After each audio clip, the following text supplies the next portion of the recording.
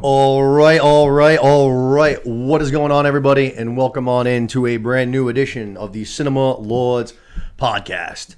Episode number 12. I am very giddy because it is officially Halloween week. I love Halloween. I've been talking about it for months now to you guys. I love it. It's finally here. I'm excited. I got my costume ready.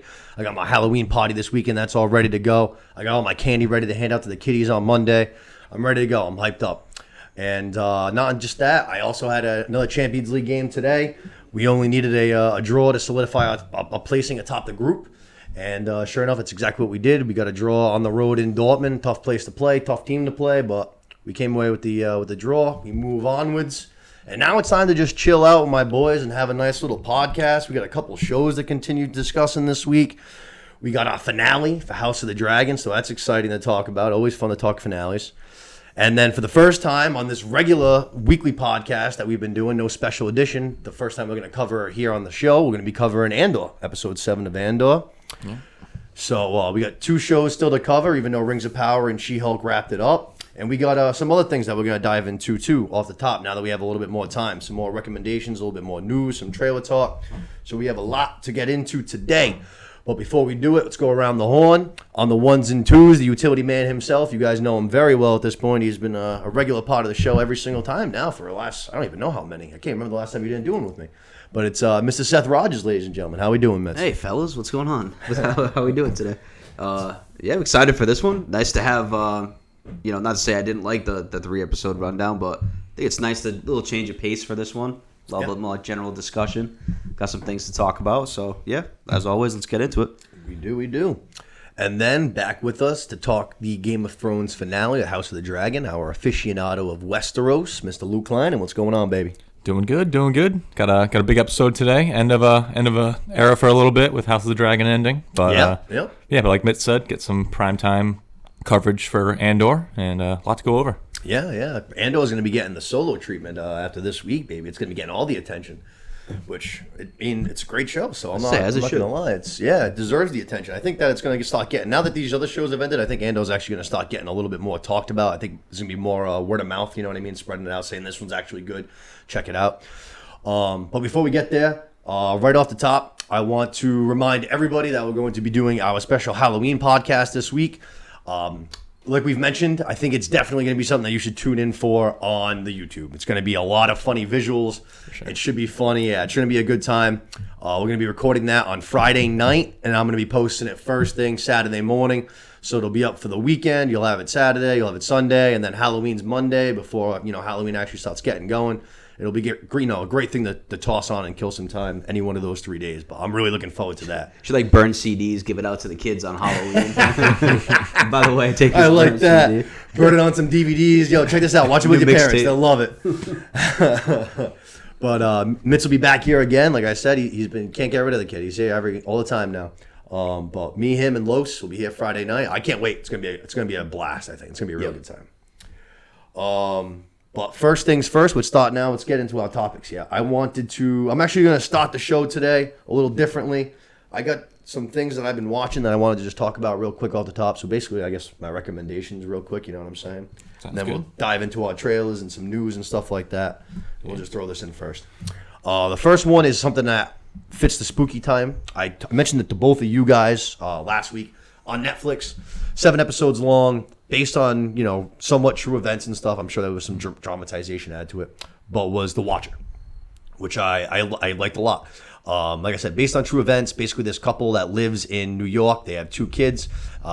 Big city life. They're kind of ready to have... They've made a lot of money. Like, they're ready to kind of more sort of settle down. Like, let's go move into the suburbs. We got kids. Let's get them a yard. Not, so much crime everywhere. You know what I mean? Sure. So they move, to a nice new house. And right away, they start getting these really... friggin' bizarre and sketchy letters, hand typed. You can tell it's on it right away. As soon as I looked, I was like, oh, that's like a typewriter. You know what I mean? You can tell the difference between a typewriter and a nice new computer paper in fucking 2022. You know what I mean? Yeah, that's a sign of a weirdo for sure. Right. So, and they're very threatening, ominous. It's pretty creepy. But like I said, based on a true thing, so I thought that made it kind of cool, and it was grounded. It's not like a lot of the other things you'll watch now, where it's whatever it is, monsters, serial killers that don't die. This one's realistic, grounded, story. I think it's good for people that maybe don't love like horror movies and stuff like that, but want to watch something that's kind of Halloween-y vibe. You know what I'm saying? Yeah. Because it's not like scary, but it's like, oh wow, this is because it's real and stuff like that. Like there's a creepy vibe to it. Yeah, for sure. Suspense and you definitely. worry about the characters and Definitely. Like I said, I think that's a good watch for those. You know what I mean? You're watching something with your girlfriend or with your boyfriend, kind of a thing, just chilling out. If you like I said, if you're not a huge, gore and stuff like that, I think this is a good pick for you. But I really liked it. My only problem with it was the ending, but then again, it's again based on true events, so it's not like they can do too much as far as unless they just straight up change the ending, which they didn't do. They just kind of went with what happened. But whatever. But didn't love it. But the rest of the show I thought was really good. It was really really entertaining. The second one is something that I watched. The second season last night came out this week. Gangs of London, which I've mentioned on the podcast before. Yeah. Gangs of London is so good. I honestly have a hard time saying that because I feel like anybody you talk to nowadays, they're going to tell you how many shows are so good. And I know that I say a lot of things are so good.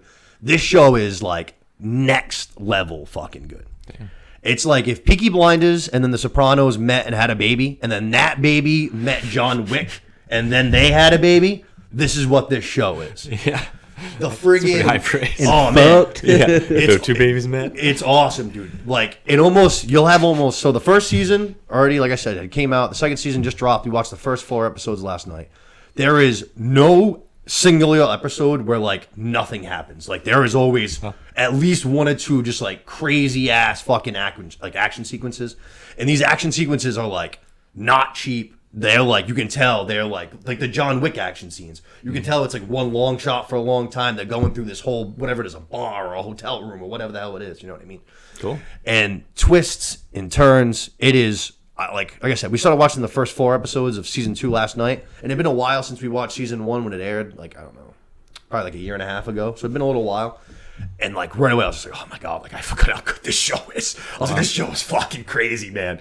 The first episode of season 2, I was just like, I was sending out that GIF there, the Joe Rogan GIF from the UFC where they're just like going crazy. Yeah. That was me. I was like grabbing Steph on the couch. I was like, this is crazy. This shit's nuts. Yeah. You watching what I'm watching? Yeah. Like I'm telling you, if you haven't checked it out, absolutely go do so. If you're a Peaky Blinders fan too, I don't know if any of you guys are. Joe Cole, he's the youngest brother of the 3. Okay. John. He's like one of the leads in this, which I love him. I think he's a gangster.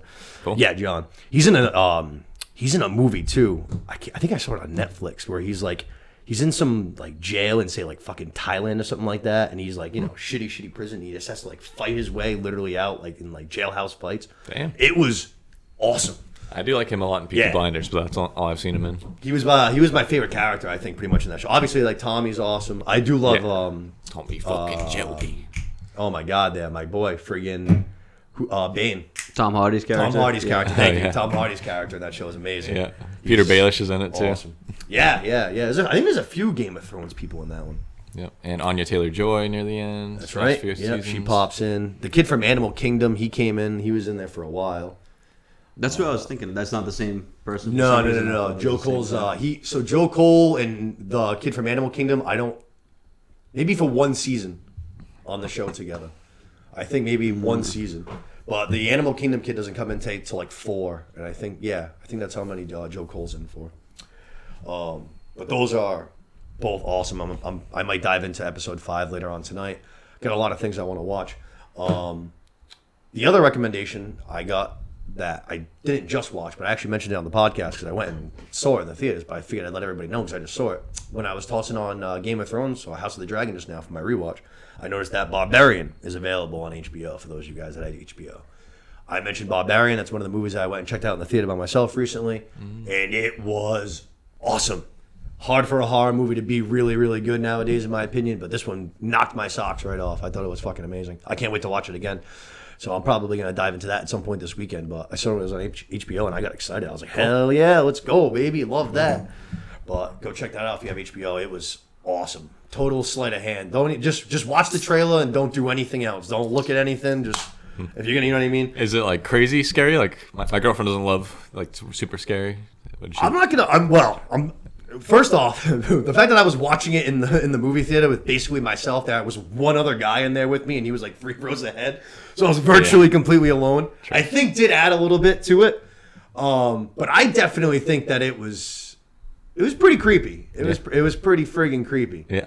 I'm interested. Yeah, it starts off, you know what I mean? The burn comes, like, it's a burn. Like, at the beginning, you're on edge, but then you realize you were on edge about something that is not even close to what you should have been worrying about. And next thing you know, things are off the fucking rails, man. Cool. It's a movie. It's awesome. I love it. One of my favorite horror movies I've seen in a while. It's one of my favorite movies. I think I said on the review when I was giving it, but it was one of my favorite movies this year, regardless of any genre. You know what I mean? It was awesome. All right, I need to watch that one too. Yeah, HBO. HBO, it's ready to be watched. Yep. Go check that out. And I think that's pretty much it for recommendations. Favorite, what's it? Halloween? We don't talk before Halloween, right? I did watch horror movie. Favorite horror movie? Favorite horror movie. What's your Halloween go-to horror movie? Throwing me on the spot. Jesus. Luke, how about you? You got one? That is tough too. I would definitely say The Shining is up there. Love The Shining. That's a great pick. Yeah, but it's a good one. A little cliche too. But I feel like there's just the ominous feeling it builds the whole time, and like I don't know, you don't know what's coming next. There's all sorts of crazy shit and supernatural. Nope, definitely. Without it being like, I don't know, too horrifying of images or anything. It's just that one's another one. Really creepy. Pretty suspenseful. Yeah, for sure. I'd probably say it sounds very generic. OG Halloween, gotta be it. OG Halloween. Yeah, I think just for the time that it came out and just like the precedent that it set. I don't know. I'd have to double check, but I think it's the first of the slasher films that came out.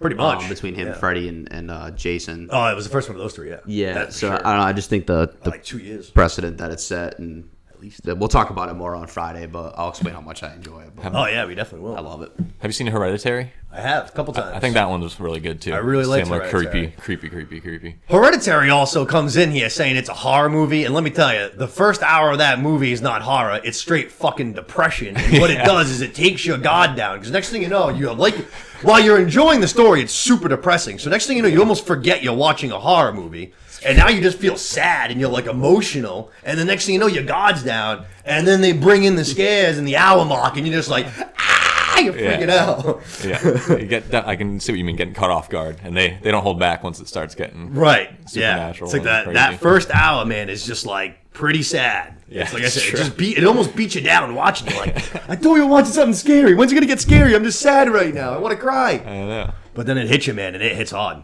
That's all good picks. All good picks. The Shining's also that's a great like cold weather watch. Snow day, you know what I mean? Get the day off from work or from school, whatever it is. Yep. Blizzard conditions. Good one to toss on. Nice snowy movie. I agree.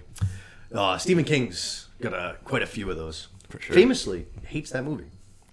Who does? Stephen King. Oh, what? Yeah. Just the way that they did it, huh? Yeah, I guess they the director and him just never saw like eye to eye as far as how taking it from the book to the movie, and he like notoriously just like hates it, which is crazy because it's probably like his most successful one, I'd say probably. Like Kubrick too, and it's Kubrick, yeah. Stanley Kubrick. Yeah. Who usually everybody loves. That's Yeah, he was like the king of his time. Alien, right? Yeah. A lot of good shit. Yeah, Alien's a good pick. Good call.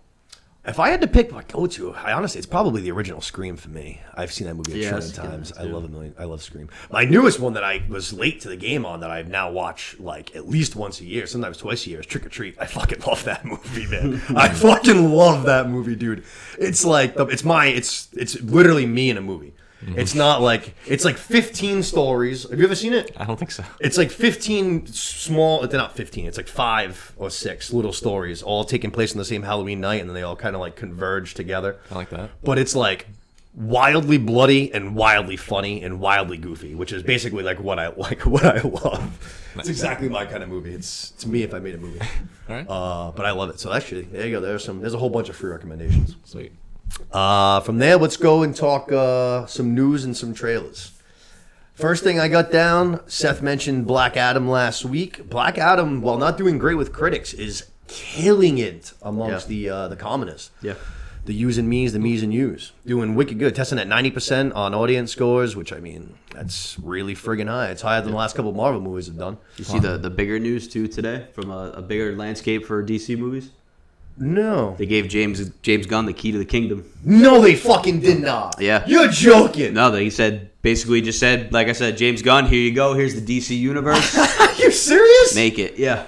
Oh, my God. Is there Feige? That's crazy. I literally have been calling for that for years. I have like a trillion. Well, actually not anymore because my Twitter got demolished by Twitter. Shout out Twitter. Now I have my new one that's got like 100 tweets on it. Over 10 years of my life poured into that account. It's fine. I'm not mad about it. But I've been calling for James Gunn to get the keys to the kingdom for friggin' ever, man. If anyone can save it, it's him. I mean, Suicide Squad was one of my favorite movies. I think it was my third or fourth favorite movie last year. I loved Suicide Squad. Yeah. I can't believe I'm just hearing that now. That's crazy. He did Guardians and stuff, right? He did the 2 Guardians, yeah. Guardians 3 is his last one. Didn't he get kicked off of some movie? He got kicked off of Guardians, and then the whole cast, like, literally was like, well, we're not coming back if it's not with him. Oh, okay. So Disney had their hands tied. They were like, all right, well, I guess he's coming back. All right, nice. I didn't realize that. I thought the cast didn't like him or something. All the way around. No. You know how much, like, that must feel awesome, man. That must feel like so friggin' cool to have all these guys go to bat for you to that point where they're just like, nope. I mean, they're getting a bag. You know what I mean? Chris Pratt, especially, Zoe Saldana, Batista, even Vin Diesel, Batista. It's true. They're all getting bags. Bradley Cooper, but I like friggin'. I can't imagine just saying like, yeah, we're all walking if it's not with him. But goes to show. I mean, Peacemaker was awesome too. That's him. Yeah. The Peacemaker series was awesome. Those are like my 2 favorite pieces of DC content right there, and they're both him. The Batman to some, but not to all. The Batman was up there. I thought it was all right. I was a little bored, but a little. There were some good moments. Easy. I'm still waiting to be woken up from that nap, man. Jesus, Lord have mercy. But that's awesome. I can't believe I hadn't heard that. That's crazy. That TV shows, that just blew my whole mind. movies. My whole brain is like just destroyed now. That's crazy. You name it. I mean, I'm not surprised. I feel like that had been rumored. I wasn't the only one that was calling for it. And like I said, if anyone can do it, it's going to be him, man. If he saves that universe, it'd be something to behold. So yeah, Black Adam, like we were saying, tested really, really good amongst audiences. I have not seen it yet. I do want to see it. It's just kind of a matter of like when I'll get over there to actually check it out. The timing's a little brutal right now. Yeah, it certainly is. We have a lot of things planned on the Oasis right now. Then we got holidays coming up. The World Cup's coming up. We have all kinds of things coming up. But it looks pretty cool. I mean, it doesn't look terrible. The thing is, it's DC. It's been in the making for like, how many years does this movie get delayed? It got delayed like for 5 or 6 years. Yeah, I was going to say this has been going on for 6 years now. It like took forever to get actually like made. I don't know. Critics, I never really agree with their opinion, especially when it comes to like comic book movies and stuff like that. I just feel like this isn't for you guys. You know what I mean? It's not for you guys. It's not. Right. It's not made for critics. Right. So you don't have to follow all the same rules as a cinematic masterpiece. Exactly. Right. But I mean, at the same time, too, maybe it was a good thing that it was pushed off that far back. Because, you know what I mean? That was going on during, like, you know, Superman versus Bat. That was that version of DC. True. Superman versus Batman, you know, they were all getting bad reps. So, honestly, it might have been the best thing to happen to them. It might have been. To not have it be delayed, have it be delayed 6 months or 6 years. Yeah. It might have been, you never know. I'm looking forward to checking it out whenever I do get around to it, but I always like The Rock, man. I'll watch the fucking People's Champ do anything. He's the Brahma Bull. He was my childhood. He's my adulthood. My future. All right. I got a few trailers I wanted to talk about. The first one I didn't actually mention to you guys just because I don't think either one of you guys have seen Dark on Netflix, right? No. That's another language, right? Like crazy sci-fi. It's sub what do you call it? Not subtitled, but dubbed. But this one, like, so normally that shit pisses me off. Like, even on that famous one that just went wicked. Squid Game. I didn't finish Squid Game. I only got to like episode 4 or 5, and that was a big part of it for me. It was like, I can't do these weird. voices and shit. I prefer subtitles over dubbing. I do too. People kept telling me to do that, but Steph's not a big fan of sitting there and reading for like an hour, 2 hours at a time and stuff like that. She'd rather just do like, say, like a movie where it's like 90 minutes and she's done, rather than like, all right, every day this week we're gonna watch an episode and you're gonna read for an hour. She's like, fuck. She almost thinks it's like homework, you know what I mean? Yeah, understandable. Yeah. If you're not that into it, especially. Yeah. But this one, the Dark Show was dubbed, and I thought it was actually like really good. I kept saying too, I don't know anything about the actual German language at all. I don't know if it maybe is a little bit more similar to the actual like based out of like English is, because a lot of times like their mouth with the words weren't like say totally like desynced. Or they would look like super, super close. You know what I'm saying? Interesting. So I think that also might have helped. You know what I'm saying? But just the actual way that it was, I never found myself like being annoyed by it or thrown off by it. I thought the voice actors were actually like good. I was gonna say that a lot of that has to do with the voice actors. Like, right. In Squid Game, there are some kind of strange, like monotone guys. Thank you. Yeah, that's like my problem. Can throw you out of it. But Dark was awesome. So the writers, the creators of that show, they're doing their new show. It comes to Netflix on November 17th. It's called 1899. But the trailer just dropped for that. And I'm very excited for it. It's supposed to be along the similar kind of sci-fi, dealing a lot with time and how it works kind of a thing. Linear, can you go back in time? Things doomed to repeat itself. Can we change the future? Can we change the past? All this kind of shit like that. There's a lot of stuff like that. Very Christopher Nolan-esque almost, you know what I mean? You know how much Christopher Nolan likes to fuck with time. Yep. But the trailer just dropped for that. I thought it looked pretty cool. I noticed that there was a lot of the same actors too, so you know, like along the lines of like what American Horror Story does, where they'll integrate new stories but with the same characters. Yep. Kind of like that, because I noticed a couple of the people are from the same show, like I said. So that got me excited too. Cool. And then I think what did I got? The description I actually just wrote down. But a steamship is heading from London to New York, and it gets caught up in a mystery when they find a second boat stranded at sea. Cool. So I'm into that. Yeah. And this is also going to be dubbed, or it's dubbed, yeah. Netflix. Cool. Yep, same thing. I think it's gonna be like originally in German or whatever, because they are the writers, creators, all that, the actors and all stuff. They're all German and stuff. Cool. But I'm very excited. Dark is one of my all-time favorite shows. It's incredible, wildly addicting. It's just like, I feel like, especially for someone like you who like puzzles and stuff like that. It does sound perfect. You just trying to, and your brain's going like, just going crazy. You know what I mean? It's just like, all right, how do we? You got like that crazy gift there from Always Sunny. You know what I mean? You throw it on the whiteboard, your fucking hair's pulled out. Yeah, you're just losing your shit. For sure. It's fucking... That's my style, for sure. Yeah. Or like where you have to watch it a couple times to grasp it all the way. I've only watched the whole thing of Dark, like the whole thing through once, and then I've watched the first season a second time over once I finished, which I did enjoy watching it a second time because it was like a lot of things seemed a lot more almost like right there in front of your face kind of. Yeah. So I was like, all right, this is good to watch. Like I like it. I like you're able to pick up on things a lot easier, but yeah.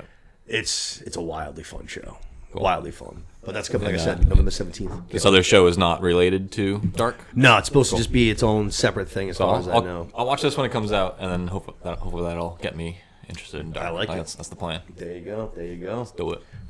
Yeah, it looks cool. And even I noticed there was some like, kind of like, I don't know, like storms at sea kind of shit. You know what I mean? Like a fucking tornado at sea kind of thing with like all the water spiraling. Like they look, and I was just watching like, oh yeah, I was like, this looks pretty cool. I was like, we didn't do too much CGI stuff in Dark, but I was like, we probably gave these guys a little bit of a budget after how well it did. I was like, we're pulling out some more stops. I was like, this looks cool. This looks cool. You know what I mean? Because while Dark is CGI, I mean like sci-fi, it's not like, you know what I mean? It's not like spaceships and explosions and stuff. It's just like crazy shit, you know what I mean? Messing with time. Right, yeah. But they do it all in a grounded way. They like fucking caves and stuff like that, you know.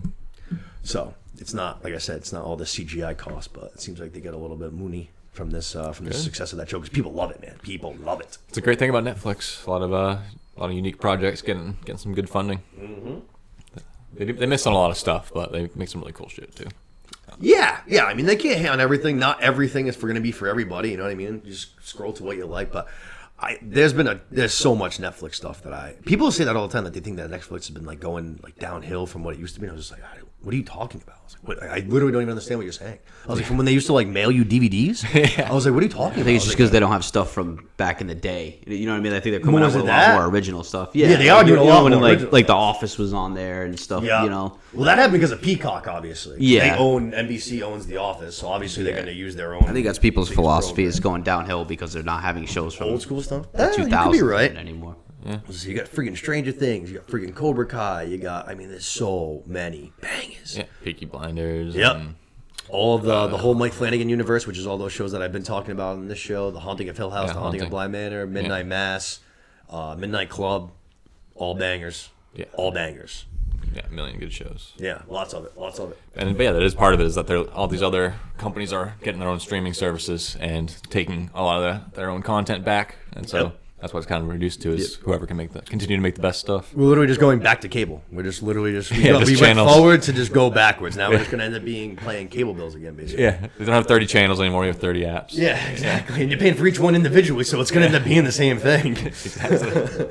The next one that I wanted to get into is one that I am very, very, very excited about. It's from a universe that I love, thanks to my mom. Shout out Patty Saws. She is one of the biggest Rocky Balboa fans I have ever met in my entire life. She loves Rocky Balboa. She loves Sylvester Stallone.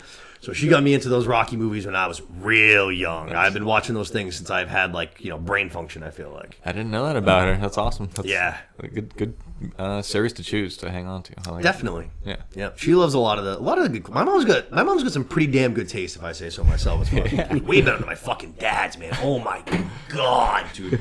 Trying to pick a movie for that guy is like a friggin' nightmare. He asked me that the other day. He's like, "Can you give me a movie?" I was like, "You don't like anything."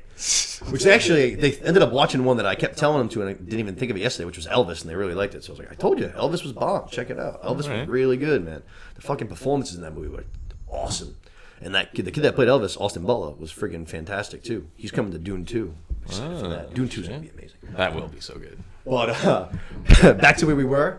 We got the trailer for Creed 3, which, unfortunately, though we do love Rocky Balboa and Sly Stallone, this is going to be the first one of these movies where he is not in. He's out of the universe on this one. He is not going to be a part of it, which is sad. You know what I mean? What are these movies without Rocky Balboa? Yeah, this is the first time. First time, yeah. He was training Adonis Creed, Michael B. Jordan's character, in the first two movies. Right, he's the main characters and everything. Yep. But now he's not in this one. I know that there was some falling out between him and I think it was either the studio heads or the script writer. It was somebody closer to the top, and they had a falling out basically as far as I think the script and storylines and stuff like that. And Sly was like, "I'm good. I've done enough. I got my hands in enough projects right now. I'm all set."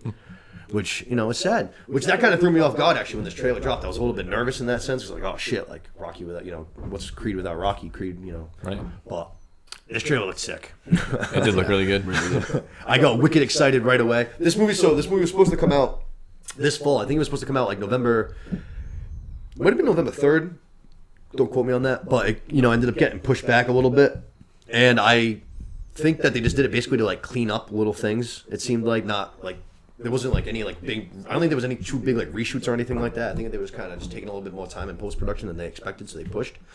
And I've now heard, I was reading about it today, that they have now been doing like those very first screeners to like trial audiences and stuff, where they just like personally invite like 100 people to come and watch the movie, and the scores are like as through the roof as they've been all year long. They're saying like it's like basically like 100% every single person that's come out said wicked crowd pleasing movie, like. Wasn't what they expected, but was perfect. Like, just it was awesome. So I was like, all right, that to me, I was like, maybe fucking Adonis loses in this one. You know what I mean? Because we got Jonathan Majors coming in. He's based off how he looks. For real. Dude, he might be in trouble. He's a tank. Yeah, we got Jonathan Majors, who you guys might know as Kang and Loki. We're gonna be talking about him more in a second because he's gonna be in the Ant-Man movie. But he's got this role as well. He's going to be kind of playing the bad guy, if you will, the guy that Adonis is going to be fighting. And he looked like, yoked, just fucking huge, man. Beast. Seriously, I know like his character's like, so if in the trailer you see he's like just coming out of jail, so obviously he's had plenty of time to friggin' work out and shit and get those reps in, and obviously probably plenty of time to pick some fights and fucking throw hands and stuff. Right. But apparently him and Adonis, they grew up together. They haven't seen each other in a long time. I think he was in jail for like 18 years or something like that, they said. So now he's fresh on the outs. And he's trying to get back into the ring. And then next thing you know, it's going to be him versus Adonis. But, my God, dude. Kang looks huge in this. I couldn't believe it. I was like, holy shit. If he's coming like that in the Ant-Man and Avengers movie too, I was like, Avengers better watch out, bro. He's going to snap you. Yeah, for real. And I know Thanos now, he's going to snap you. I love it seems like an original storyline, too. Like, when I saw him the first time I saw the trailer, I was like, because, he just faced Ivan Drago's son. Like, right. I was kind of thinking, is this Clubber Lang's son? You know what I mean? Like, they just, like, kind of refreshing the same thing over and over. But it looks like this is, like, an original character, original storyline. So I like that they're kind of branching out. They're not just... Going back to who did Rocky face? All right, now it's his son facing Creed's son. I agree. I think that's a good call. And it's actually like you said in the second one, you're fighting somebody from Rocky's past. Now we're fighting somebody from Creed's past. Right. You know what I mean? Yep. So now it's the other side of the coin on this one. But looks awesome. Michael B. Jordan is going to be making his directorial debut in this as well. So that's another thing. While this trailer looks awesome, the test scores are good, so that's a good thing. But I was going to say anybody can make a good trailer, but it seems like this isn't just a good trailer. It seems like it's going to be a good movie. So it does look good, yeah. Kind of get the same vibes that I got from Black Panther, where you're kind of rooting for the villain a little bit. Like you kind of see where he's coming from. Yeah. And he's such a badass. Yeah. You like kind of, I don't know, you don't know what side to pick. Awesome almost. Yeah. in Black Panther. I'm gonna have to watch that like this week because that's only that's a week from Friday. That's so soon. Oh my god. Right. Yeah, we see in the trailer that he kind of took the hit for. Right. Adonis, Yep. Like went to jail for 15 years or 18 years. Yeah, something like that. It was, I think, some teen. And so, as a viewer, he does kind of owe him in a lot of ways. Yeah. And I don't know. You don't really know who to side with and something like that. Really. Which in the trailer you definitely pick up on a little bit. It seems like the people around him are kind of like, yo, why? You don't owe this guy nothing kind of thing. But they weren't there, you know what I mean? They didn't take the fall for him. So it's different, you know? You haven't been around the whole time. Right. So Adonis trying to keep up that loyalty, which I respect. I'm all about loyalty. I'm the most loyal guy you'll ever meet. Loyal to a damn fault. Which is why I've been posting all over the place that Tom Brady's still going to win the Super Bowl. Always believe. Yeah. I'm excited. I never lose faith in my guy, man. I don't know. I believe, yeah. I do. We'll talk on Friday after we play Thursday night, which sucks. Nothing like getting your ass kicked by Carolina and then say, hey, let's go turn around and play on Thursday night against Baltimore. Yeah, I know. Yeah. Yeah. Sick. Baltimore coming off of a rough couple of weeks, too. And True. So they're going to be coming back pissed. Yeah. There's hope. There's always hope. There's always hope when you have Tom. Yeah, I believe. I believe. He's going through some shit right now. It's a tough time for Tom. He sure is. Yeah. He sure is. Antonio Brown just will not let off that guy either, man. Did you see the post the other day? He put his face on like Tom Brady. He just photoshopped his face of Tom Brady on the field with Giselle like wrapped around. What? When he was like leaving the field too. Remember when he was leaving the Jets field? He put Tom Brady's face over them, like, throwing up the deuces, leaving the stadium. Man's lost his mind. He really has. Not that he ever really had it to begin with, but my God. Didn't Tom let Antonio Brown live with him for months? And, That's right. Basically let him sleep on his freaking couch, vouch for him when nobody else would. Probably in his own master bedroom, on his couch. He has like his own wing, probably guest house. No kidding. Yeah, man. That's how you know the guy's crazy. Yeah, he's not having the best couple months either. No. Well, now he's putting Tom through the ringer, and Tom's already going through the ringer. We don't need this AB. Go on a boat or something. Just sail off. Go do some AB things. Get out of here. Leave us alone.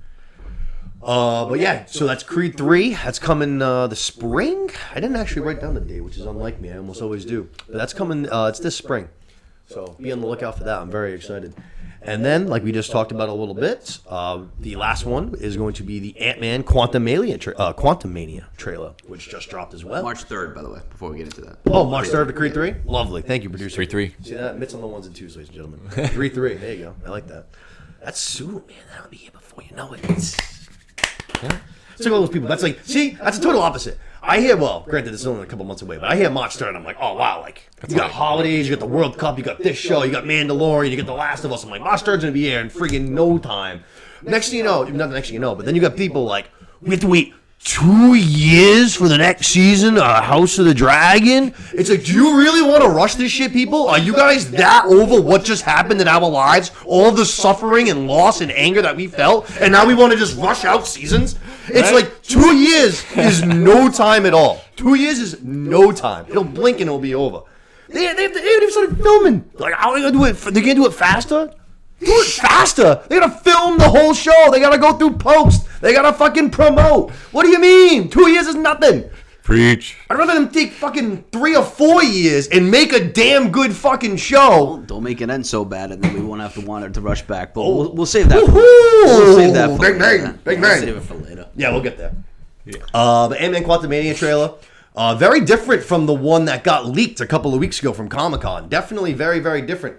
This one had a little bit more actually, no, I guess they both had pretty ominous vibes, but this one was pretty interesting. I liked it. Very, a couple of things that I took away. The first off was that Catherine Newton, who's going to be the daughter of Cassandra Lang, she's like one of the only recasts that we've had. Very few in the MCU. Very few. Yeah. What was she doing that she can't reprise that role? What do you got going on? She's been in a couple things that I've liked, but not like enough where I thought they would recast. She was in the Detective Pikachu movie, which I actually loved. I thought it was awesome. I don't know if either of you guys saw that. No? I haven't seen it. Oh, man, dude. Ryan Reynolds is like voices Pikachu. I love some Pokemon, but... It's like, what do you call it? Like the real-life CGI shit, you know what I'm saying? Yeah. I thought Sonic was. Wasn't it very controversial, though, like that he was talking... Who gives a shit? He's supposed to say Pika-Pee. I don't care. No, Ryan Reynolds can do whatever he wants to do. Ryan Reynolds' Pikachu is hilarious. I got it. But she was in that, which, startling, like I said, I liked that movie. As a Pokemon fan growing up, and then I watched it, and like I said, I'm a huge, I love Ryan Reynolds, and he just is Ryan Reynolds. As long as he does the Ryan Reynolds thing, it's always funny. But now he just does it as Pikachu. It's fucking hilarious. I thought it was hysterical. She's in that, and then she was in that movie Freaky that I thought was pretty good too, with Vince Vaughn, the Halloween one from like a couple of years ago, where her and Vince Vaughn switch places. No, yeah. She's like a high school girl, and Vince Vaughn's a serial killer, and they like Freaky Friday basically. Nice. It was pretty funny. It's pretty funny. One of the last things that Vince Vaughn's done where I've actually said, hey, that was actually good. I feel like everything that Vince Vaughn's in lately, I'm just like, why are you doing this? Yeah. What's going on? Why are you so sad? He hasn't been finding the best roles for sure. I think comedians are just all struggling right now. Seth Rogen's been doing a bunch of weird shit. Everyone's been doing weird shit. Comedians can't do comedy. You know what I mean? It's a weird time with the fucking PC culture. It's crazy. I know this was like a while ago now, but I think he was in Dunkirk maybe? Or No, he was something similar to that. Yeah, the one with Andrew Garfield. Hacksaw Ridge. Yeah. Yep. Yeah. Good And I movie. thought he was really good in that. He was like a lieutenant. Yeah. Yeah, he was good. That's right. Good call. That's right. I actually Got the forgot movie about wrong, that. but Good movie. thank you, Mitz. Yeah, it's a good movie. Nominated for Best Picture. But yeah, that was 10 years ago at this point, probably. So Nominated for Best Picture. 2014? again, That's a eight guess. years ago. 2015, 2014, I 2015? think that's about right. It's a guess. 5 to 10. But the other thing I took away was that the visuals from it to me like really resembled a couple of different scenes from the Loki series, and then big time like Guardians of the Galaxy vibes too to me. Kind of like with the costumes even. Yeah. Because everyone's in space and stuff, more like wild costumes, colorful, very flashy, and creative shit. All of that stuff I kind of took away, and then like I said, some of the settings reminded me of some of the Loki settings, kind of. Yeah. And it's kind of the multiverse stuff too. Yeah. But Which Loki obviously more. that's where Loki, like we just met King in Loki. Right, He's same doing idea. multiverse shit. So I wouldn't be surprised if Loki maybe pops up in this, not like, as even a cameo maybe. Mm-hmm. They're traveling through friggin' some portal and next thing you know, there's Loki, you know what I mean? I wouldn't be surprised at all. Or maybe some of the other Lokis. Yeah, exactly. Some of the other Lokis, perfect. Yeah. Easily. I actually saw one thing online that the scene there from the closing of Loki where like they leave and it's the new TVA, but it's like in like some kind of like crazy city basically looking kind of thing. They were saying that it looked similar to a couple of the visuals from that. Nice. So I was like, all right, that works. And then you have all those, I have no idea if there's a connection. There's only so many things I guess you can do, but all those rings that kept floating around Kang. That's what I was gonna say. That was the biggest thing I took away from that. I think that's, I don't know if it's supposed to Shang-Chi's rings, but I think there's some kind of connection where that's ultimately what I think he needs Ant-Man for is to help him get his timeshare. Right. Yep. But I think Shang-Chi's rings, or I saw a couple things about Miss Marvel. Her bangle? Yeah. That makes sense too. One. Yeah. So yeah, that was the biggest takeaway I had, was that there's some kind of connection with the rings, regardless of like I don't know what aspect it's at. That makes sense. And Kang is asking Ant-Man to help him with some kind of time heist again, right? It seems that way, yeah. Yeah. But very, ominously. Very like, help me or you're going to die. Right. I just killed every other Avenger and every other timeline. And, Yeah, that we saw in the leaked one, which we didn't bring up just because it was leaked and we didn't want to ruin anything, and it was tough to see, you know what I mean? So I was just like, let's just skip it for the show. But like you were kind of hinting at the end there, Kang is like, he's like, have I killed you before? And Ant-Man's just like perplexed by the question because it is a weird question. He's just like, what? You know what I mean? He's just like, it's hard to keep track with all you Avengers. I've killed you all so many times, kind of a thing. Right. Just like, oh shit! Oh fuck! There you go. This guy knows what he's doing. For real. Not the same Kang that we saw in Loki, for sure. No, that's true. Definitely a different variant. This is going to be more of that Kang the Conqueror, you know what I mean? For sure. The only thing I'm a little nervous about is that I hope it's not kind of like a repeat of, like, I don't want him going after like objects to get more power, like how Thanos was with the Infinity Stones. You know what I mean? It kind of seems like it's not repeating itself I of get him ya. wanting to get objects to gain more power, but Like you said, that time chair is his whole bag. Though, That seems to be basically. his That's kind of thing. his whole bag. yeah. So like I don't know, like that's the only thing I hope that doesn't happen, is that we're not just going over objects for him to get more power like they're Infinity Stones, like what Thanos was going after, Yeah, unfortunately, I think that's kind of going to be that might be where we're treading towards. Yeah. But I don't know, at the same time, the combination of him and then Doctor Doom coming down the line, like, Marvel looks pretty fucking good right now. Like the main stories. Yeah, look Doctor pretty Doom's good. supposed to be appearing in Black Panther next week. Let's go. I Yeah. don't know anything about him. No, he's a badass. He's a certified fucking G. You guys know him Dr. Doom. from Laura and Mostly comics? from Fantastic Four. He's a big, he's like one of their like the mainest villains. I would say him and Silver Surfer probably. I don't know. I didn't see the most recent Galactus, yeah. Fantastic Four. Oh, actually, I got you. Good call, sir. But yeah, no, that's very exciting. It's gonna be the first movie that we've seen Kang and Loki, but that was obviously only for one episode. You know what I mean? Just a little taste. This is gonna be the first time we really have him featured on the big screen, main villain kind of a thing, because he is like the main bad guy for this movie. There's no one else kind of sprinkled in, at least that we know of. So, Right. very interesting. Strange You that see, these. like, sorry, I didn't cut you off. You see the poster too? The poster is one of the coolest posters I've seen in Marvel. It's just a big picture of Kang, and I he's don't got think his so. he's got his like his hand out. Yep. And like Ant-Man and the Wasp are right on like his like middle finger. Oh, that's just cool. about. And it's a huge picture of Kang. I don't know, it looked really cool. Pretty cool. That is good. Pretty cool. What were you just gonna add? Just that it's weird that he is still like asking Ant-Man for help in a way. You know, like why if he's so powerful and he needs Well, this specialized guy with just weird technology. You know. I think if you go back and watch the Loki finale again, I think that can probably answer your question right there, because he's not all powerful as he's just a human. He's just a guy. You know what I mean? But he is a brilliant mind, and he's from a future age, and where he's able to come back with all this advanced technology and basically make himself into a supreme being. So I think we're going to see some of that along this build-up, kind of. You know what I'm saying? Because that's kind of exactly what he hinted at, like in Loki. I love that finale. I've seen that finale like 4 or 5 times. Yeah. That finale is fucking So wild, good. man. And I think there's going to be like a time, and you know, whatever it is, say maybe like 5 years or something like that, where you'll be able to go back after we've seen all these movies, and you'll be able to go back to that finale, and you'll be like, he literally told us He explained every the whole single thing that was going to happen. Yeah. You know what I mean? Exactly. But Kind So- of like so like it's- Iron Man was the same thing too with Age of Ultron. They had like the dream. Yes. You know what I mean? Like you can kind of have the same kind of connection with that. Hopefully, one day with the end of that finale. still people constantly rumoring about Tony Stark coming back. Now's the best time. Multiverses. Right? Are they basically saying that the multiverse is the same as the quantum realm? Or, like, I don't know, it seems like they're crossing over a lot in these two things. It does seem like they're crossing over. I don't know. I feel like the quantum realm is what? So it's like isn't it supposed to be just, like, super small, microscopic? It's yeah. like the most microscopic. But Yeah, then I why think is Kang chilling in there? Like, and I don't know. And there's, like you said, it looks more like Loki than... I think the only way they could explain it would be the quantum realm would be like the underworld, whereas the multiverse would be like the outer world. Does that make any sense? You know what I mean? Like, or maybe he's like hiding there. Like he's not only is he in a weird specific timeline, but he's also in the microverse of that timeline. Like, Yeah. is he just like wicked deep in there? I don't know.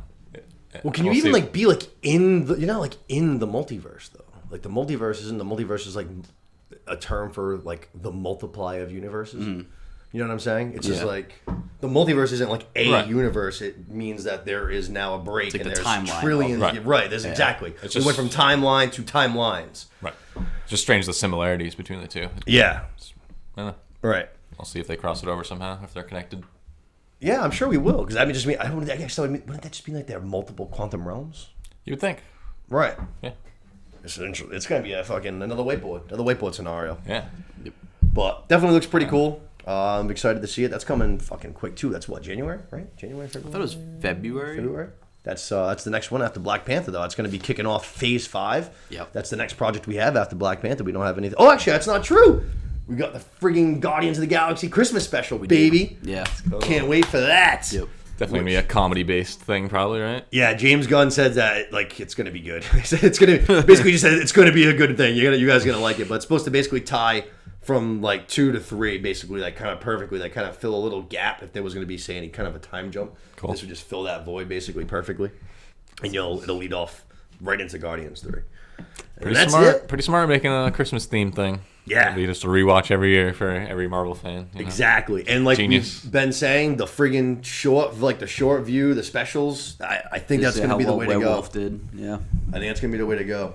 I'm gonna watch that again. I think in the next couple days before Halloween pops. I watched that on your recommendation too. Did you like it? I liked it. Yeah, It was cool, no? it was really cool. Yeah, Yeah. The ending was kind of like abrupt and like Like I don't know, the ending was good, and then they just kind of like have the campfire, and it just ends. Like, Yeah, I like how they went to call for the campfire. They definitely leave you wanting more. That. Yeah, I liked that a lot, actually. Just kind of showed a different vibe change now, you know what I mean? It's like, okay, now we're kind of back into the regular MCU kind of. Yeah. I liked it.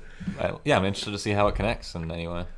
So, yeah, that guy's going to be coming. I would have to imagine he would play into the Blade movie at some point, or the Blade universe, I would imagine, right? Werewolves, Whatever they vampires. can figure the fuck out. Yeah. Actually, I was telling Steph, I was like, last night, going back to Gangs of London for a second, the main character in that guy is I don't know his real name, the actor's name. The guy's name's Elliot in the show. If Mahershala Ali drops out, I was like, this guy can play Blade for me any day of the week, because this guy's a certified badass, man. I love him. He's a gangster in that show. He's like the main John Wick kind of guy. He's like a old special forces and shit, but now he does kind of all kinds of fucking. Here we go. Oh man, it's awesome. I saw it in one part of that. I think it's like episodes early on, but he like kills 2 guys in a bar fight with a pencil, the same pencil. Want to see a magic trick? Right. The John Wick. It's pretty wild. It's pretty wild. John Wick does that too. Does he? Yeah. They might have. So you know what? That might have been almost like a direct call to that. Right. I've only seen the first one and the second one once, and I've never seen the third one. John Wick. Yeah. It's worth it. Yeah, I got to check that out. really I good. liked the first 2. It's just I feel like you kind of if I'm in the mood for it, that's when I would put it on. It's like I know what I'm getting myself into, basically. You know what I mean? Exactly. If I want to just sit down and just be like, holy shit, this is cool for 2 hours. Get like 8-minute rampages. Yeah. I think he has like 400 kills in that movie. So, have you ever seen any of those? No. It's worth a look for sure. Yeah, they're pretty entertaining. I hadn't watched them until like 3 or 4 years ago, maybe right before 3 came out, and then I watched. I know he loves his dog. That's about it. Yeah. Yeah. You fucking killed my dog. Sad. Yeah. Keanu's the man. I love Keanu. He's one of the friggin' most like beloved people on the planet, I feel like, too. Yeah, seems like a good dude. Yeah, and you can like if you just like Google like I don't know like good things in Keanu Reeves, there's just like billions of articles where he just went out of his way to be the man for no reason. There was something from Matrix where I think he like donated most of his earnings to like all the crew or something. Yeah. Did some like crazy gift to all of them, like I don't know, bought them all cars or something. I don't know, something wild. Yeah, I do feel like I remember what you're talking about. Something like that. And Quarterback buying his offensive lineman watches. You know what I mean? At the end of the season. Exactly. Yeah, I do remember something like that. But anything else from the Ant-Man trailer? That was pretty much it for me. Nothing I could think of. No? I love the music too. Elton John. Yellow Brick Road. Yeah, I don't know. Yellow Brick Very Road cool was a touch. nice touch. Yeah, that was a good touch. You're right. That was one thing I making was a huge step with the music too. Like Yeah. the Wakanda trailer, the first Wakanda trailer. Yep. Yellow Brick Road. I really liked it too. Actually, yeah, it's a good call. I'm wondering what Black Panther 2 is going to do with the soundtrack because Kendrick did the whole first soundtrack. If they could just do the music from the first trailer, like just do that the entire time, that was fucking awesome. Then No Woman with No Cry, and then with Kendrick Lamar, that was awesome. Yeah, Kendrick did that whole first soundtrack. Yeah, that was. I was gonna say that for this trailer, it does have a lot of Wizard of Oz vibes. I was watching a couple videos on it. Wizard of Oz vibes, huh? So they're saying, the song is "Goodbye Yellow Brick Road" by Elton John. Okay.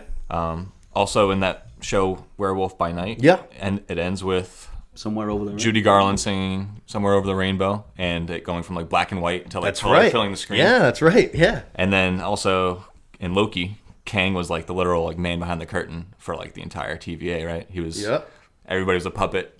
He was just like the dude chilling, like, "What's up, guys?" Yeah, like, it's a great I'm point. watching you do all this shit. Wow. Very much like Wizard of Ozzy. Wow. I like it. Yeah, not my thing, but I. No, it's a picked it good up. call. I Nice picked little it up from, research right there. Yeah, I pretty never cool. would've found that. I like that. Pretty cool. Like Bill Murray's character too, kind of has Yeah. some Wizard of Oz vibes to him a little bit. He certainly Yeah. does. So what do you call it? The guy that works at Oz. What's that? The little dude. That Like guy. the Munchkin. Yeah, that's what he reminds me of. And that with that blue jacket is and shit. There's a lot of Munchkins though. Cue ball head. Yeah. Where he's crying when they don't let him in. Like Dorothy starts talking and then he's just like bawling his eyes out. All right, I'll let you in. Good times. I love Good that times. movie. I fucking love So Wizard of Oz. Oh my god! One of the most ridiculous things I've ever had to sit through. I liked it when I was little. Come on. But it is like an acid trip. If you It watch is it an now. Yeah. acid trip and a half. Which I think is what actually happens. I don't know. I think that's probably what it actually is about. Honestly. Probably, yeah. Or she hits her head and has a crazy trippy dream, or I don't know. Yeah. That's what ends up happening in the end. She wakes up. That's probably what all it is in general. Craziness. Maybe she got some shrooms, you know? Maybe. Nothing wrong. A little magical fun guy, maybe. Exactly. Grows from the earth. Can't be that bad for you. With that, though, I think that's going to wrap up our news and shit, and we're going to dive on into our recaps now, yes? Yep. All right, let's do it. We're going to start off with Andor. We'll treat House of the Dragon as the queen that it is. We'll put it dead last. And we will do Andor, episode number 7, The Announcement. This is a good one. I like this one. Yeah, it was good. I agree. This one didn't feel like so like we talked, episodes 1 through 3 very much felt like one arc. 4 through 6 very much felt like one arc. I didn't get this vibe as much from this one. It didn't look like we were setting up the next heist or the next issue that we were trying to overcome. Right. This one was more like, seemed like short story kind of, you know what I mean? Yeah, I think we were setting up one thing, and it was just the next like big villain in not the Star Wars universe, but like for this show. I think it had a nice step forward for like the main villain of this show. Okay. Which I thought it did. Which is going to be who? I can't think of the girl's name. Oh, Deidre. Yeah, Deidre. Oh. I think it had a nice step forward for her. Okay. I think it had took on more of a character role for her to be like I said, like Star Wars universe is an overstatement, but no, I know what you're for this saying. show, Yeah, I think yeah, she took on I a nice step forward to be the main villain of it. She friggin' verbally bodied that dude in the freaking gate in front of everybody. Dude. Wrecked him. She absolutely just gave him the business, man. But this episode, like I said, I liked that it was almost a little bit more of a Mando vibe, like I said, where it's a little bit more open and closed, and it's not so much like lead off to something else next week that's going to be tied directly to this. A little bit more short story. Yeah. I liked this vibe a little bit more. I agree. But good for our purposes too. Yeah, for real. Good call. Definitely. But I like this one. Let's dive in. We open up. We see that Ramsey Bolton, a.k.a. Civil, right? Civil? Yeah, Civil. He's Ramsey. But for anybody that might be new, who's never watched the other ones, Ramsey, Civil. I'll try to refresh all the nicknames that we got going on. I have in my notes as Ramsey now. Yeah! Like this is how we're talking about him. You just autocorrect it, like just every time you put Civil, it's Ramsey now. Exactly. But he's still at home with his mom. He's still looking depressed as shit. He is just kind of beating himself up, it looks like. He just looks like he's depressed as hell. Mm-hmm. And he's apparently getting ready for a job interview, and mom is back on him, giving him more shit right away. This is how you're dressed. Talk some shit about his collar. Yeah. She's like, what's wrong with my collar? She's like, it seems like you're just begging for attention, basically. Like, you're an attention whore with that kind of thing. Yeah, he tailored that one again. Put a higher collar on it. Yep. Always trying to dress a little bit fancier than the next guy. Look at me. Right.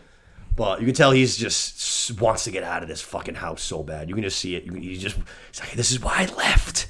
You're killing me from the inside. Yeah. You're killing my will to live. You can see it in his eyes. He's sad. Looking longingly out the window. Yeah, for real. Someone save me, please. Yeah. And then I don't know if it's a radio, a TV, or whatever that they have in Star Wars. Yeah, it's something that's playing loud. They don't show it. I was waiting for it to see what it was. I assume it's a radio or a television, something like that. Yeah. But, it could be sorry, I don't want to get off track, but just like a newsroom of just like an alien, like a Star Wars alien reading the news would just Ron be Burgundy alien, fucking. Now that's a show I could get into. And now for sports, I could get into Anchorman meets Star Wars all day. But there's going to be a news reporter that's going to come on. And he's going to start talking about the heist job that just happened on Aldhani. So kind of ears perked up, and he's just got to be like, shit, this seems like another stone for the rebellion kind of thing. So could it be his guys? Could it be more Cassian Andor? Who knows, but we'll see. We go to the Empire. We see Deidre, who apparently is going to be pretty big bad, which I'm getting the vibe that she was, but I didn't know she was going to be like a big bad. I like that, though. Kind of for this show. I think so. I was still hoping she might be good. I was getting some vibes like she might be. I don't know. Yeah, I would hate that. I don't think. Ramsey's the one who I still see as one who might be the turncoat. Yeah, 100%. By the end of this episode, the last shot, I think. Yeah. Good call. Yeah. You could almost hear the friggin' music playing. That it was like it's closing time. But Deidre is going to be Qyburn, the Empire. They're all kind of making their new plans and stuff. They're sitting at this meeting. Qyburn's not at the head of the table for this one. We have a new boss man here. Yeah. Not sure who this guy is. Who talks to somebody huge. Yeah, he's going to mention Senator Palpatine, yeah. the Emperor for the first time. Name drop of the Emperor. And we're going to get a lot of those this episode. I would love to see, like, I'm not going to anticipate seeing the Emperor, but I would like to see, like, a hologram of, you know what I mean, delivering a message totally or possible. something. I think that'd be in the realm of possibilities. His voice on, like, a recorded message or something. I could definitely see that. One of those little fucking communications that they do all the time where he's just there, like, in a little video.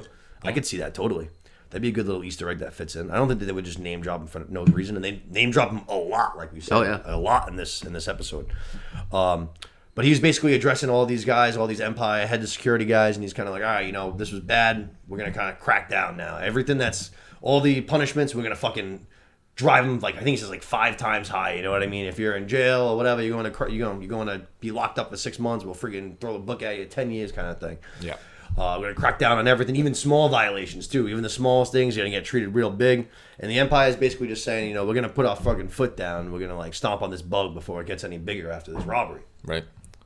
And this is all kind of like what the rebellion was going for. They wanted to kind of like lift the veil of the Empire. Like now they're deliberately, outwardly doing all this overtly surveillance and like military state stuff that right. they were doing kind of on the down low forever, like to a point that people were willing to put up with.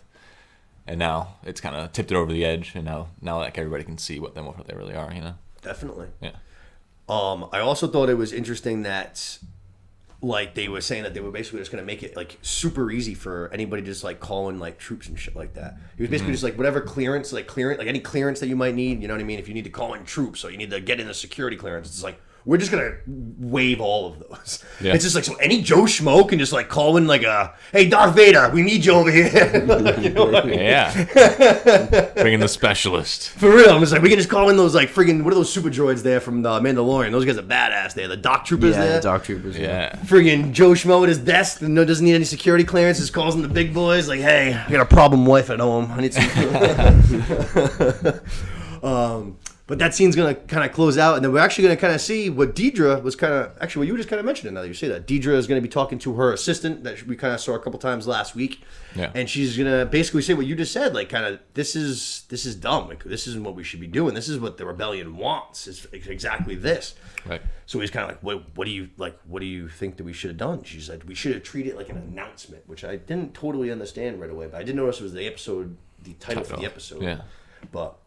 internal announcement, maybe, like, I don't know. Yeah, kind of, rather than like, let's crack down, let's like start looking into things and start trying to come with like an actual strategy long term, rather than just going kicking in doors everywhere. Yeah, I don't know. It was cryptic. It was cryptic. Hard to really tell what it is. Yeah. I think this is why she's going to be the main villain. I think she's all for the Empire. I think she just hates how the Empire is handling this so far. Yeah. So it's even more of a reason why how they're she's so viewed. Yeah, I think that's why she's so more driven towards the Empire. She wants to make the Empire great again. Yeah. Pretty much. I like that. We go to Luthen, and he is also listening in picking up a little broadcast. He's they're kind of talking about the fallout of the robbery on Aldhani, and who's going to show up but Mommy Martha. Mommy Martha. I was writing it down, and I was like, this is going to be funny later, and then I said it, I was like, you know what, it was funny, Nick, good job, you were right. Mommy Martha. Mommy Martha. What'd it do? She's going to show up there at the that little antique shop of his that he owns, and right away he's kind of like, what, she didn't even call first? No fucking, hey, I'm coming by or anything like that? That's kind of suspect, you know what I mean? And sure enough, she's going to be right away like, yo, did you fucking do this shit? And he's going to be like, nah, no, I didn't do this. And she's like, I don't believe you. And he's like, well, good, because I did it. Gotcha. He doesn't come like right out and actually say that he did it, but he's like, dude, come on, man. Like, you know where this was headed. Like, I told you I needed money last week. You told me you wanted to bring somebody in. You know I ain't about bringing people in. We can't trust. We don't know who we can trust. So we needed to get some money. Rebellions cost money. I went about it. I did it my way. Yeah. And she's all upset, like, you know what you just did? Like, you're just going to force the Empire to really fucking move into action. And Luthen's like, good. That's exactly what we fucking wanted to happen. Like, this was going to happen. You know what you signed up for. Like, don't get fucking cold shouldering now. You know what I mean? Yeah. You're in or you're out. Get in. You're in. Let's go. You see her, like, ethical side, though. She's like, people are going to die. Like, it's going to, So you see her trying to deal with her moral stuff. Yeah, she's gonna mention she's gonna mention Palpatine too. She's gonna say, I don't know if it's Senator. I think she says Senator too. Senator Palpatine won't hesitate now. Right. And I think Luthen literally says like, good. That's exactly everyone keeps saying like, good. That's what we want. We want them to show like them for the crazy ass like fucking dictators that they are basically. Right. It'll be a lot easier to stop rallying a cause if other people are being impacted and treated like shit. Other people are gonna want to stand up. It'll be a lot easier to get this thing actually going. But it seems like the rebellion, is really starting. And then he's going to mention that we need every single credit that we need, and she's heading to a meeting later on that we find out. So maybe she'll be able to find some like-minded allies there. Yeah, I thought it was cool during this whole conversation too. Every time he turned away from like the window where the driver was, yep, like that which we now know is a spy, right? He would like change into his full Luthen character, and he would like change his voice and like start saying all this shit, and then he would turn around with something new, and he would switch back to antique dealer. Yeah, just to show how good in character he really is. Yeah, and even at the beginning when she first walks in, she sees him smiling like his Luthen character. Right. And she's like, wipe that smile off your face. You can tell it's like crossing the line, Like he was out of character for once. He was showing his face as proud rebel rather than the shrewd antique dealer who's not a threat, That's a good catch. Yeah, no, definitely. He slides seamlessly back and forth. And even in that conversation, he does it. It almost seems like it's like somewhere like in his posture too. Like, you know what I mean? Like when he goes into like the antique owner, he's like kind of up high, like better posture, like hey. And then when he's like the rebel, he's kind of more like slouched, like and like grovelly voice, like yeah. Yeah. No, it's very interesting to see him at work like that. Word. So we go to Ramsey, actually. We go back to Ramsey Bolton. We see he is now at his job interview. And the interview, I mean, this job is like, just seems like the 9 to 5 cube job. Yeah, that's going to just put a hole through your head real quick. The Bureau of Standards. Is that what it is? That's where he was working, yeah. Nice. Got a great time. The next part was funny to me because you see it in like other things. It actually kind of reminded me of like a scene from Cobra Kai when they asked Johnny on an interview, like, "Oh, what was the last thing you got arrested for?" They starts just going on a list of like 15 things. I don't know if you've gotten that far yet. But basically, he's like, "Oh, so Moana 1, I see there's a little incident here. Like, what was that? Just some little minor thing." And then Ramsey's gonna be like, "A couple people died. Some people thought it was my fault, but fuck that. That's not really what happened. And actually, these guys, they weren't doing a very good job, you see. But yeah, a little property damage, some things were stolen, some things got exploded, a couple people died. It's fine, though." And you can see the guy's face kind of like, oh, fuck. Like, okay. Maybe we should go and edit this a little bit before we get you started. You know what I mean? Give you a nice clean slate. Start off the new job fresh. Right. I was just like, hell yeah. This guy seems like a good dude. Yeah, seems like he's wiping his whole record clean, right? For real, yeah. Got the Uncle Connect going again. Yeah, that's right. He even mentions that. He's like, I think that's what your uncle would want, kind of thing. So Uncle Hollow got to be someone pretty important. Which maybe Uncle Hollow's going to be how this guy turns to the good side. Maybe Uncle Hollow is like someone we know. Like Uncle Hollow has to be somebody we know. Right. He has to be. Right. I refuse to believe that this is a new character. Just the way that they talk about him. It makes no sense. You know what I mean? Han Solo. Oh my God. Yeah. Harlow. Han Solo. I think it could be Saw. Gerrera. Could be. He's a black guy, though. I don't know how. You know what I mean? It's Star Wars, man. Anything can happen. Family lines. Who knows? Well, Game of Thrones. It's possible Game of Thrones. But basically, yeah, like we said, given a good, nice, clean, fresh start, and he's going to get a new job. And I went down in fuel purity. Have fun, buddy. That just sounds awful. He's a guy that you could tell was really like overly aggressive, which is not necessarily a good thing, but overly aggressive and really trying to do some good and make some change and try to turn things around and try to actually make an impact in the world. And now he's fucking just a 9 to 5er at a cube testing fuel for how pure it is. Yep, and he's finally wearing the right uniform, just a gray uniform, no mods on it. And then just like another job. And then like the cubicles they have are like little hexagons or whatever too, and it's like they zoom out and it's just like a beehive. It's literally like a lot of them. It's the purest like symbolism for just worker bees all just buzzing away, like doing their little tiny job. It's like the mindless the thing he doesn't want to do. You can tell that's exactly opposite of what he wants. It's battle of two evils right now. It's either do this and be miserable or go home and be verbally abused by my mother. Yeah. It's just I need my own place. I gotta work at Subway. Gotta do it. From there we go to an interesting little quick scene, but Deidre's going to go and find a new Imperial lackey, basically, and she's going to give him a little bit of a secret job, kind of, don't tell anybody what you're doing, you're going to report to me and me only, but she wants to find out all of any equipment, anything that's from the Empire that's been robbed in the last 2 years across all of the friggin' the star systems, which I got to imagine is a shit ton. Yeah. A lot. She wants to know all of them over the last 2 years. Yeah. And the guy, obviously, shit, that's going to take me forever, but okay. Yeah, it was a quick scene, but seems like he's going to come back up in it. He was kind of funny. He was like bumbling, kind of like. Yeah, that was funny. Yeah, he's asleep when she walks in. She wakes him up, and he's like, "Oh, sorry, sir, ma'am, sir." Yeah. and his uniform's all shitty and like open, and yes, yeah, stutters Same like thing. 5 more times. Sorry, sir, ma'am, sir. Yeah, he's like, and at the end, he's like, "Can do." She's like, "Will do." It's like, yeah. So I think they're gonna bring him back. They called him. His name's, I forgot the placement he had, but Falzonis is his name. Okay.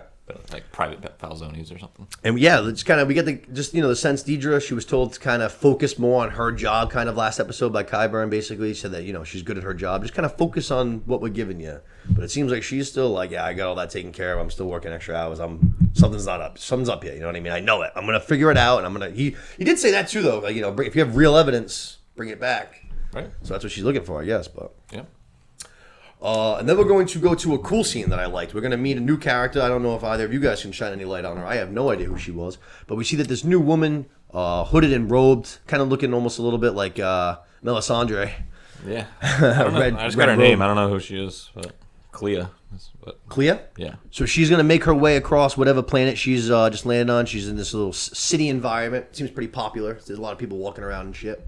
And she's going to meet with Vel. But it took me a second to realize it was Vel, because Vel does not look anything like we've seen her the last 3 episodes. Yeah. She's got a disguise of her own, just like Luthen. She's all dolled up and stuff. And apparently she seems like she has some kind of a high-ranking job of some sort. Yeah, not a goat farmer anymore. No. Moved up. Yeah. I didn't fucking... let me tell you, that shocked me. I was like, oh, wow. I did not see that coming at all from fucking last week. Same. Totally blew me by surprise. I was literally writing down at first. I had to erase it. I was like writing down 2 new characters on me. And then all of a sudden I was like, oh, shit! Yeah. But we're going to keep making references to him, which I thought was kind of weird. I was like, it's got to be Saw Gerrera. We keep like... he wants this done. He wants these things. Where he wants to know about this. Like, so it's the guy in charge. So I'm like, okay. I thought it was Luthen. No, could be. Yeah, I could see Saw too. I didn't think of that at all. But to me, I got the vibe that, just based off, say, of like episode 4 when Vel and Luthen talk, I got the vibe that like if Luthen had something to talk to her about, that he would do it himself. Right. You know what I mean? This seemed more of like almost a guy that was high up and sending like a messenger to go take care of things because he's got so much shit on his plate. Yeah, that's a good point. But Luthen's in disguise too, so he could just not have the time to leave the shop and give up his disguise basically right now. It could be either one. No, I think what you're saying too, because she does like, I don't know the way she says it. She's like, I really thought he would be here. She says that like 2 or 3 times. Like, that's what Vel does. Yeah, if it was Luthen, maybe she would have said Luthen. So. Yeah, I'm kind of with you on that. I didn't pick up on it, but that's kind of leaning towards it being not Luthen. Yeah, because exactly like Luthen, clearly the way that she talked to him in episode 4, they've exchanged words plenty of times, met plenty of times. She has no problem saying what she wants to say with him. Right. This seemed more like somebody that she'd only maybe met like once, kind of a deal, like someone she looked up to, kind of a thing. Like, right. I really wanted to see him. I thought, yeah, good call. I thought he would be here. Yeah. Again, I'm going. So I leaned towards what you were saying. I didn't think of that at all. I'm going to Saw. Good spot. I'm going to Saw. But then this new girl, what was her name again? What is it? Clea. Clea? Yeah. Clea is going to give Vel a little bit of a new mission. She says, you know that guy Clem that helped you out in that little robbery last week? His real name is Cassian Andor, and he's a loose end. And we got to wrap that up, and we need you to do it, so you're going to have to go and find him and kill him. Yeah. And I was like, oh, shit. That's not good. Obviously, she already probably is a little bit on the outs because of the way he left and possibly killing one of her friends. She doesn't still know the whole truth of the situation.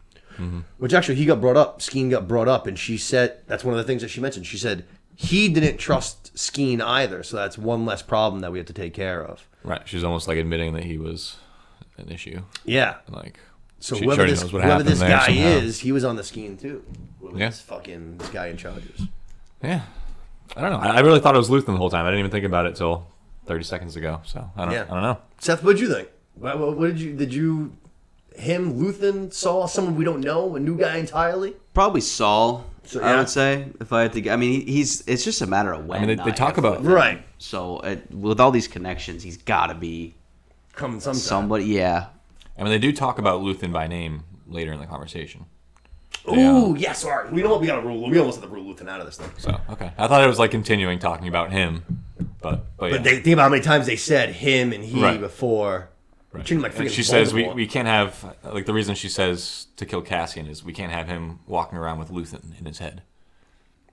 So, ooh, okay. That's interesting too. Good call. So, I don't know. It's confusing. I don't know what to think. That is interesting. Well, I'm sure we'll probably see some of that real soon. Right. Yeah, it could be so because they like if you're going to refer to Luthen by name 3 times, you wouldn't start with he 4 times and then finish with Luthen 3 times. Right. It would have been one or the other, you'd imagine. Yeah. I don't know. We'll see. We go to Cassian Andor for the first time this episode, and he is arriving back at home on Phoenix. He hasn't been gone. He's been gone since he left for the robbery.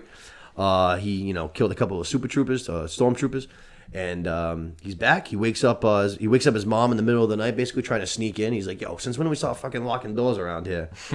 And we see B2 Emo, and I was like, "Let's go, baby! Boys are back! Let's go!" And he comes right over like a dog, which I thought was hysterical. Basically, just comes zooming right over, and Ando just kind of like taps him on the head, just like he's giving him a little pet. He gives a little purr kind of thing too. But Marv is going to let him know that after what happened, basically after the incident, Ferrix is now under Imperial authority, and he can't stay here. He's a very wanted man. You know what I mean? And she's also going to let him know that the guy that ratted him out was Tim, that bastard, that simp Tim. With 2 M's. Son of a Tim bitch. with 2 M's. That's right. Tim with 2 M's. That fucking guy. Oh, him and Carl with a Q. All of his good M's. times. Yeah. It's been fun. I've had fun reviewing these shows. I'm not going to lie. I'm kind of glad that it's coming to an end, but it's been fun. Definitely no more Tim. Yeah, no. Tim very dead. Tim very, very dead. We're going to find out that Bix is okay still. She's kind of just doing her own thing. And then Andor is going to be like, all right, Ma. Or, Marva. But basically, it seems like his mama figure.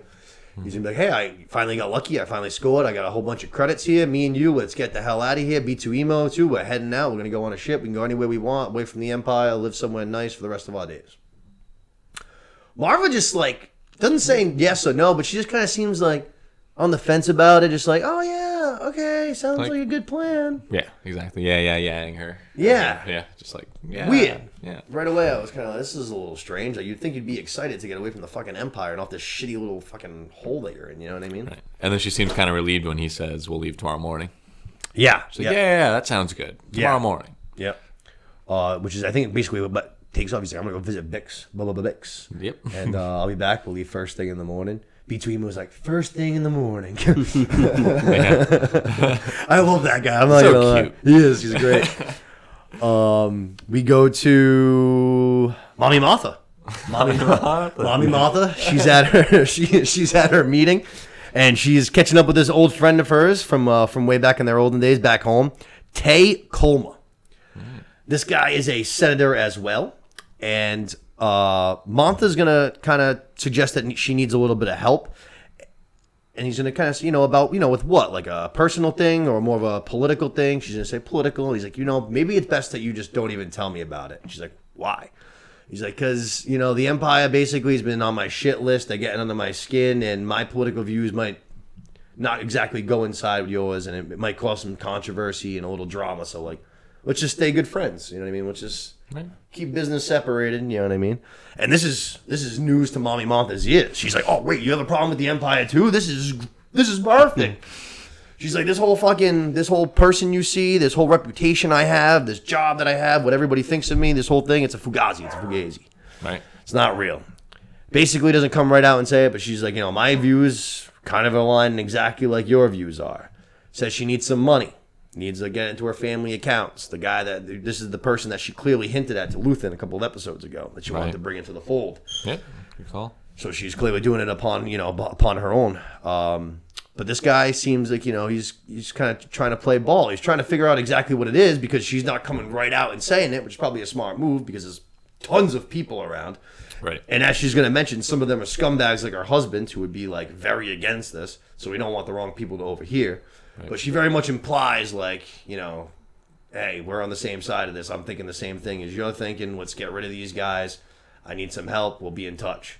Right. Yeah, she was pumped to get the little bit of an okay to that little last bit she needed to tell him. She's like, I've been looking for a sign, a reason to be able to say this to you, and you finally gave that to me. So Yeah. Here you go. Here, you're about to join this group of 3 people in the galaxy who know about. That's right. Yeah. And even when she says that, he's like, "Wait, why? I don't think I want to know." Yeah. Wait, why are you telling me? I don't know if I even want to know. Right. I like this guy. I really did. Actually, that was my takeaway. I came up like, I don't know anything about this dude. I was like, I kind of like him though. Yeah, she picked the right guy. Seems like a good down to earth dude in Star Wars. It's like the same comparison you were saying too, Luke, when Mom Moff was talking to Luther earlier. When there's people watching, you kind of got to put on a different face than when they're not. You know what I mean? Because they're at the party and they're like, all right, keep a smile on regardless of what I'm talking about. Same thing. Yeah, that's a great concept. Yeah, she coaches him a couple times. She says that to him like 2 times. Yeah, and it kind of just hit me too. Could he be the uncle, Mom Mothma's husband? Ooh, there we go. It's the best guess yet. I like that one. Conspiracy a little theory. better than the black guy. I like that. A little more likely. A little bit more likely. Old Saul Guerrero. I like that. That's a good call. That's a good guess. Could be another possibility in there. Now that you fucking he kind of looks like the mom a little bit. Yeah. They have Definitely they kind of resemble one another a little bit. I could see that. I think it'd be a nice connection too. Good way of him to officially jump over to the rebellion. Oh, that's a great idea, Mitz. I love Put that in the back pocket next time. Yeah, no, I think that's great. I like it. Yeah. But Mommy Montha, she's a little different, I feel like, from the last scene that we just saw her in with Luthen. I think that cab ride over here with her guy might have done us some good. She had some time to think about things and kind of got her shoes back in the ground and realized who she really is. Right. Because when we last saw her, she was, very like, oh my God, what'd you do? You started the rebellion, basically. Da, da, da, da. But now she's kind of like, seems a little bit more like she remembers who she is and what she's actually trying to do, which is, stop the rebellion. Yeah. Yep. Going back to playing the Game of Thrones kind of thing. Yeah, she had a little swag to her, kind of like, even with the way she said it, she's like, keep smiling. I know, that was cool. Yeah. My husband's going to come over. Don't say a word to him. He's not to be trusted. He's a scumbag. Yeah. That guy pulled it off, though. Her husband's like, oh, what are you guys telling school stories? Or whatever? He's like, are we that predictable? Yeah. Rolling with it. I like that call, though. I think that's pretty spot on. I bet you'll be right on that one. Yep. I think that's a great call. And it does seem like the two of them grew up together, Tay and Mon Mothma. Yeah, they said they did. They said they were from the same home planet or whatever. I think they went to school together, actually. Right, that's what her husband came up with. They said they had a reunion coming up or something. Yeah, that's right. She's like, yeah, don't remind me or something like that. A reunion. Star Wars has reunion. Yeah. What if you moved to like a different star system? Do you still have to like... Well, I've joined the Sith. That's good. Darth Maul strolls into his high school reunion. Yeah. Oh my God, that's fucking hilarious. I think we just came up with 2 great Star Wars shows. We keep saying to stop doing the same thing. This is what you got to do, Star Wars. Yeah. You got to expand the universe. All these planets, man. Let's have some fun with these guys. Bring some of them to Earth. let them have regular jobs, Yeah. Darth Maul typing away in the office. Just some office interviews. Oh, shit. This guy Jim's pissing me off. We go back to Cassian, and he is going to go pay Bubba Vix a visit. And basically, she's not giving him any love at all. She's just talking through the little speaker, and she's like, "You shouldn't be here," kind of a thing. Then she finally comes out, but then she doesn't really, no affection, no love at all. Just like, yeah, you should get the fuck out of here, kind of a thing. Everyone blames you for everything. That's right. Yep. She says everyone. Yeah. The reason that the Empire's here, a lot of people think it's your fault because of the that shootout, basically. He's like, yeah, well, your simp boyfriend didn't rat me out. We wouldn't be probably wouldn't be here in the first place. It's a good point. He's not wrong. But basically, he's just gonna toss her a bag of credits, like 12,000 credits that he's owed her over the various jobs that she's helped with over the years, I guess. Yeah. And that's kind of it. Says to forget him. Like tell Luthen to forget me, and you should too. Yep. That's right. That was like kind of one of the main things he seemed like he was there for. He wanted more information on Luthen, and she just didn't have it. She was like, I don't know anything about him either. I know basically as much as you do. Yeah. Actually, you spent time with him on that ship. You probably know more than I do now. You know what I mean? Yeah, she had no idea. And I believed her. Yeah, I did too. Yeah, totally. It seemed like it was just kind of someone that she only did deals with, kind of a thing. Yeah, but he's like, if you see him again, tell him my debt is paid, and never talk to me again, pretty much. Yeah. Later. Yeah, I'm very curious though. I mean, I don't feel like this is going to be the last we see of Vix, right? Don't think so. No. Yeah, I don't think so either. But it didn't seem like kind of a hostile moment, kind of.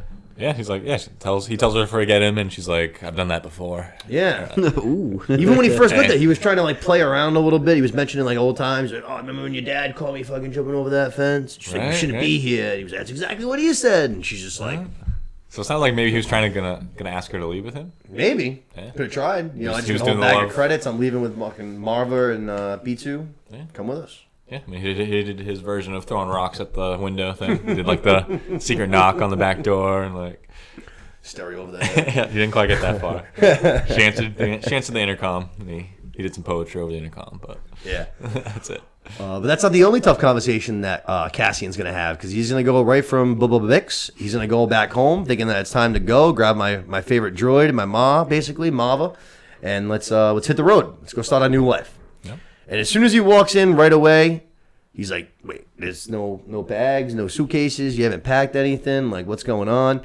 And then B2 Emu was just like, she said we can't go.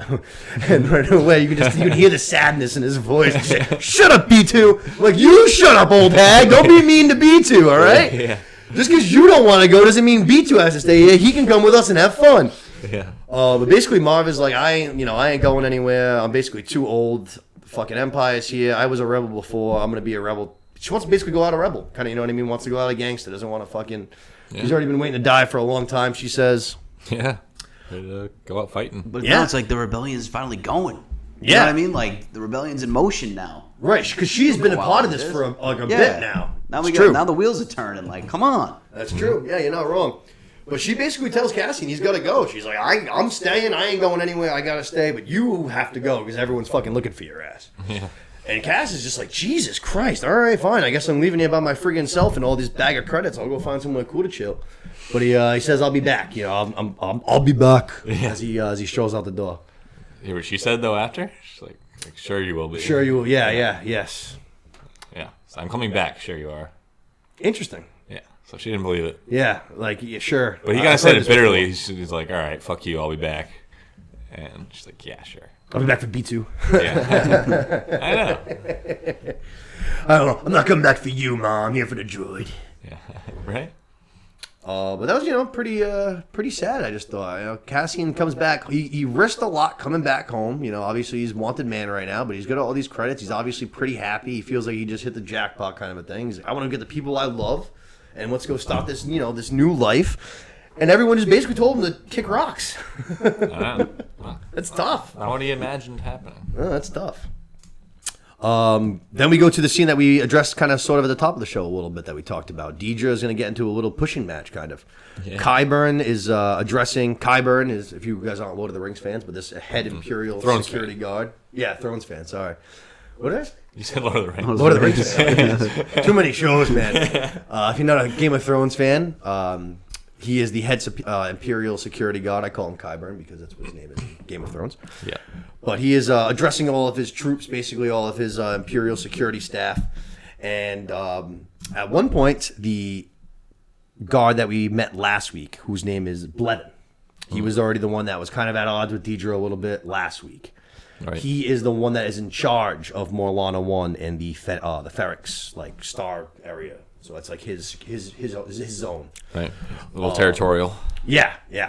He is going to, in the middle of this whole meeting room, which I thought was pretty fucked up, like right in front of all of his coworkers and shit, not behind closed doors, he's basically going to just call out Deidre for like breaches of security, basically, which is some pretty harsh accusations, especially if you're part of the Empire. You know what I mean? They don't take any of that shit lightly. Right. But Qyburn's going to basically be like, okay. He's so calm this whole time. No, like, that's a serious accusation. Deidre, what do you have to say for yourself? Yeah. How do you feel about being called the fuck out? He even actually, Qyburn even asked her, he's like, are you okay with us, like, discussing, like, basically discussing your integrity in front of all of your coworkers? And she's like, oh, yeah, by all means, have at it. This guy's an idiot. I know, she kills it. But they're going to have a cool little, back and forth. And basically, Deidre is going to be able to connect a few of these crimes like she's been trying to do. She's going to be able to connect a few of these crimes that she's been looking at from that star region, from Milano 1 and stuff. And she's going to see, like, actually put some pieces together. Like, look, I was telling you, I got real proof now. There's a rebellion, and it's fucking starting right in this guy's quarters, and he's worried about fucking me and what I'm doing. You know what I mean? It's like, I suspect this guy knew I had a report ready to go, and now he's throwing me under the bus. Right. Like as a desperation attempt. Yeah, Like, she was awesome, like, man. reams him out. Like, Bodied him. Yeah. Just served him up.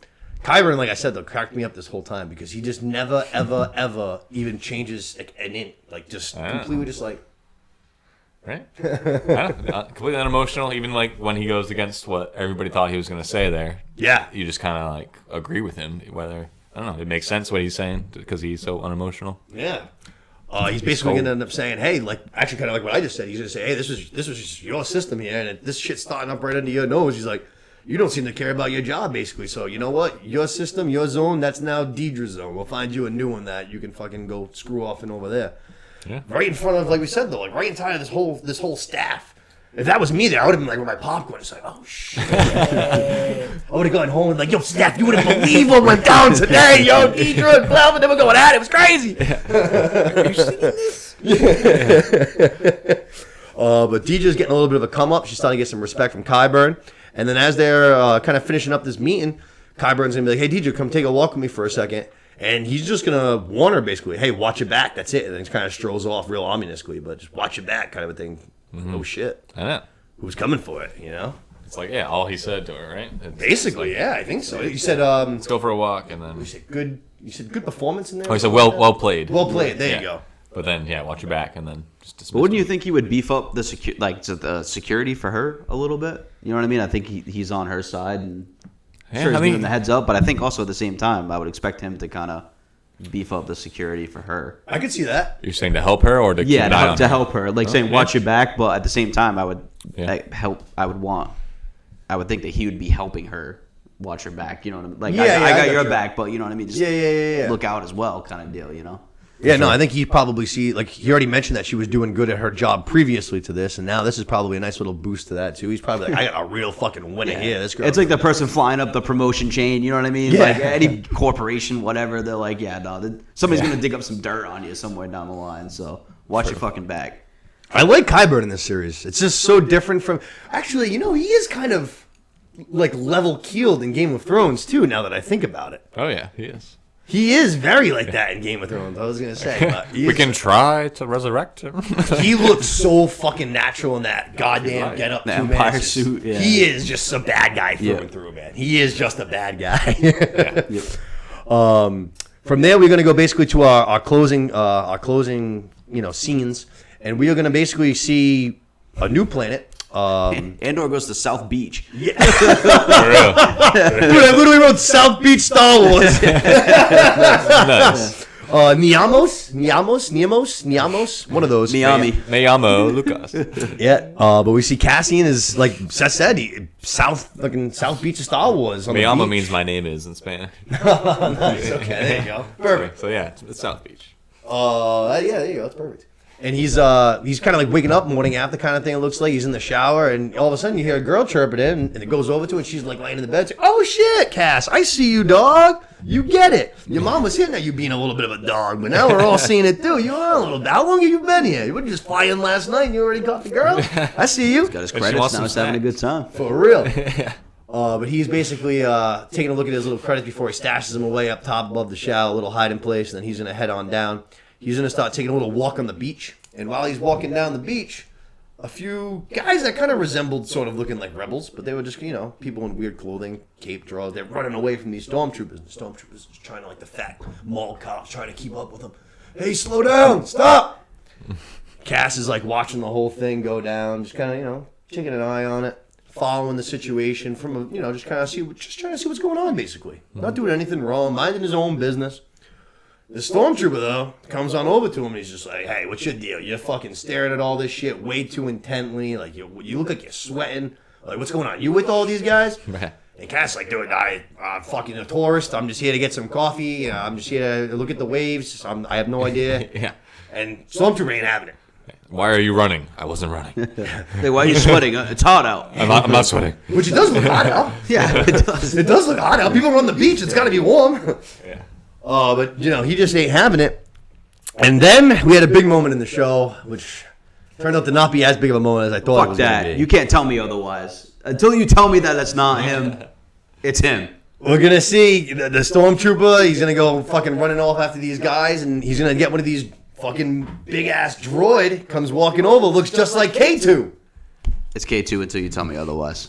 K2SO enters the picture. I thought for sure it was him. I was like, oh, fuck. Yeah, here he is. Like, let's go, baby. K2, here we go.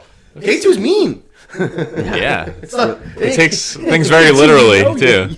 Yeah. Hang on to this guy. Just picks him up by the neck and pins him to the wall. Hang. Goes for a choke slam like he's Kane of the Undertaker. My God. Yeah, come on. But that was fucking, I got so excited. I was like, oh, baby, K2's here. But like I said, baby, I was thinking, all right. They had to do that on purpose. Like, they all know 100%. For K2. Yeah, 100%. Whether Cassian has to go in there and tinker with his insides a little bit and turn him into a nice guy or whatever have you. But, and I was waiting for the stormtrooper to just say, if he's just said like K2, like keep an eye out on him. You know what I mean? Yes. He said something like that, but he didn't. No, he didn't. But they didn't say he's not K2SO. That's so true. Until you tell me otherwise, it is. I got so fucking. I literally got up out of my chair. I was so excited. I was like, oh my God, K2! Yeah, definitely could be. You never know. Well, they had said that he wasn't going to be coming in until season 2, so I was like, oh, what a good sleight of hand for you guys to see that and then get all of our gods down and then you bring him in season 1. I love it. Well, if he's coming season 2, then that's probably him. I didn't realize he was coming in for sure. I'm hoping he's coming before that. I'm hoping he's coming very, very soon. I hope we can tinker with his insides. Like we said, the Stormtrooper, he's going to go running off. He's basically going to tell this droid that looks just like K2 to hold on to Cassian Andor. And like Luke said, takes it very literally, picks up Cass, puts him in a chokehold, and basically... Next thing we see is Cass is going to get brought to, right to the judge, right into courtroom, basically. They're like, hey, these are all the things we whacked against you, but they're all bogus, like running away from a guard and shit like that, just dumb charges that weren't even true either. I know, bullshit. And she's like, yeah, under the old regime, before the robbery on Aldani, basically, last week, this would have been a 6-month offense. 6 years. Ching, ching, you're out of here. And we're just like, what? 6 years? Like, what are you fucking talking about? 6 years. How many people are they putting in prison? Like, every 30 seconds they're putting someone in for 6 years? Yeah, think about that. Jesus Christ. Think about that. That's what they're doing on this one planet, just right here to this guy, the day after these new rules come down from up top. Ridiculous. Think about how many people this is going to be happening to every single day, you know what I mean? Constantly now. Craziness. These guys are just throwing everybody in jail. Yep. Yeah. Executing them, probably some too. You know what I mean? The Empire, they're crazy. Depending on the crime, yeah, absolutely. And this is part of the new rules that just came across the world, right? Probably. All the tightening the grip on society kind of thing that they kept talking about. So that's probably why everything's escalated times 10. But there's got to be, you imagine, a bunch of other people that's going to be in that courtroom just like Cass that didn't do a fucking thing that are going to get fucking the book thrown at them too. Now they just, like we said, we wanted the Empire to basically start acting a fool so that we can start really raising a rebellion and seeing everybody for what these guys are. So that's what we're going to start doing. Yeah. Obviously, we know Cass ain't going to be in jail for 6 years. Yeah. The only question is that who bails him out? Is it this is like a new character in jail, or because he's on a remote planet? You know what I mean? He can't. Yeah. There's not really a whole lot of people he can reach out to. Like K2. Maybe it's a new character in jail. Could be somebody coming in, but interested to see how he breaks out. I hope it's K2. Yeah, I hope so. I hope he somehow finds a way to tinker with this stuff. K2 breaks him out, and there's the team. There you go, moving forward, him and K2. That'd be great. I think wasn't there another same looking droid in the background of that? I thought that was two. He walked off, but I didn't notice that. It at least establishes them as a security force on the planet. So one of those will be. We'll see if it's the same one. They're freaking wicked tall. They're fucking massive. I don't know why they got rid of them, the Empire. They're pretty intimidating. Probably should have kept them around. Yeah, for real. Kept things going. And then the very last closing shot that we're going to see at the end of the episode, which I hinted at earlier, you're going to basically hear closing time playing in the background, in the head at least. It's Ramsey Bolton. He's at his new job. He's just sitting at his cube, and he is just any other average Joe. And he doesn't say, he's just sitting there at his computer, and he just looks so miserable. Be in the hive. Zoom out, and you just see he's one of thousands, probably. Who knows? But there you go. That's looks up right at the camera. That would probably be my prediction for who helps him get bailed out. Yeah. He's logging in the criminal records, you know what I mean? He comes across this, sees the name, Cassian Andor. Look at you. You know what I mean? You put your thinking cap on before we started this episode. Then he gets back into it. That's a good call, too. I like that. Yeah. Ramsey? What department is he in? It's like redundancies or, I don't know. I don't know. The guy mentioned it when he's walking him through. Oh, the fuel purity thing. That thing, are you? Yeah, maybe that's what he's doing. Oh, that's what he said. The opening in the offices. That was the opening in the office that they walked away after. I gotcha. Yeah, I just can't remember what department he was in, and maybe what kind of information he would have access to. But yeah, I'm sure that they. He'd be the one. Details. He definitely seems like he wants to not be a cog in the machine. He wants not doesn't want to be in the hive. He wants to stand out. And if the Empire is accepting him, then he'll probably rebel. Yeah. See what they can do. I'm ready for Ramsey to turn coat. I'm ready for good Ramsey. Right. I'm ready for good Ramsey Bolton. I'm going to have to change his name at that point. But that wrapped it for that episode. Pretty good episode, like I said. I enjoyed it. I liked the scene with the new senator there, that Mommy Martha scene there with her senator pal at the meeting. I thought that was really cool. I liked that back and forth. There was a few different exchanges in this episode, actually. It was good character development for not the secondary characters. I feel like Dita and Ramsey. Yep, that's a good call. Martha. Yeah, they definitely built a little bit. I like the introduction of that new guy. Deidre had some good stuff. Good episode. I think we did miss a small scene too, where Cassian kind of flashes back to Fennec when he was younger. Yeah. Like kind of maybe when he went to jail at 16 or something.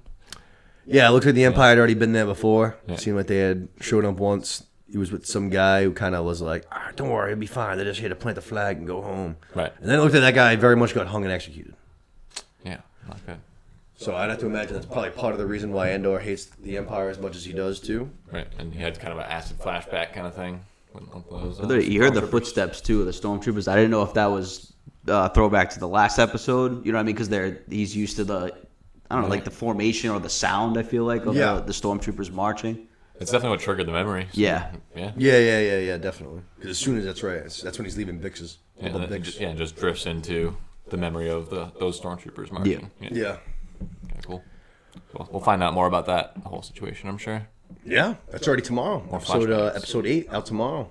Nice. But this show is awesome. I mean, I'm really enjoying it. I'm liking it way more. You got this and you got Tales of the Jedi coming out tomorrow, same day. Is Tales of the Jedi tomorrow? I think so, yeah. Oh, let's go! I'm excited for that. Damn. That'll be cool. A nice little double dose of Star Wars. Yep. I don't hate that at all. That's a good idea. That show's gonna be cool. I think. I like that. I love Star Wars animation. I feel like they do such a good job. I love the way it looks too. It looks so cool to me all the time. I'm definitely gonna check that out. I wonder who they'll start off with. They should start off with like Mace. They got stuff with a banger. Shows. It's probably a relatable character. It's gotta be a banger. Start off with Heat. Qui-Gon Jinn. Qui-Gon. Ahsoka. He doesn't really ever have any backstory, right? No, not much. He's cool. No, not too much. But I think that's pretty much gonna wrap it up for episode 7 of Andor, I believe, right?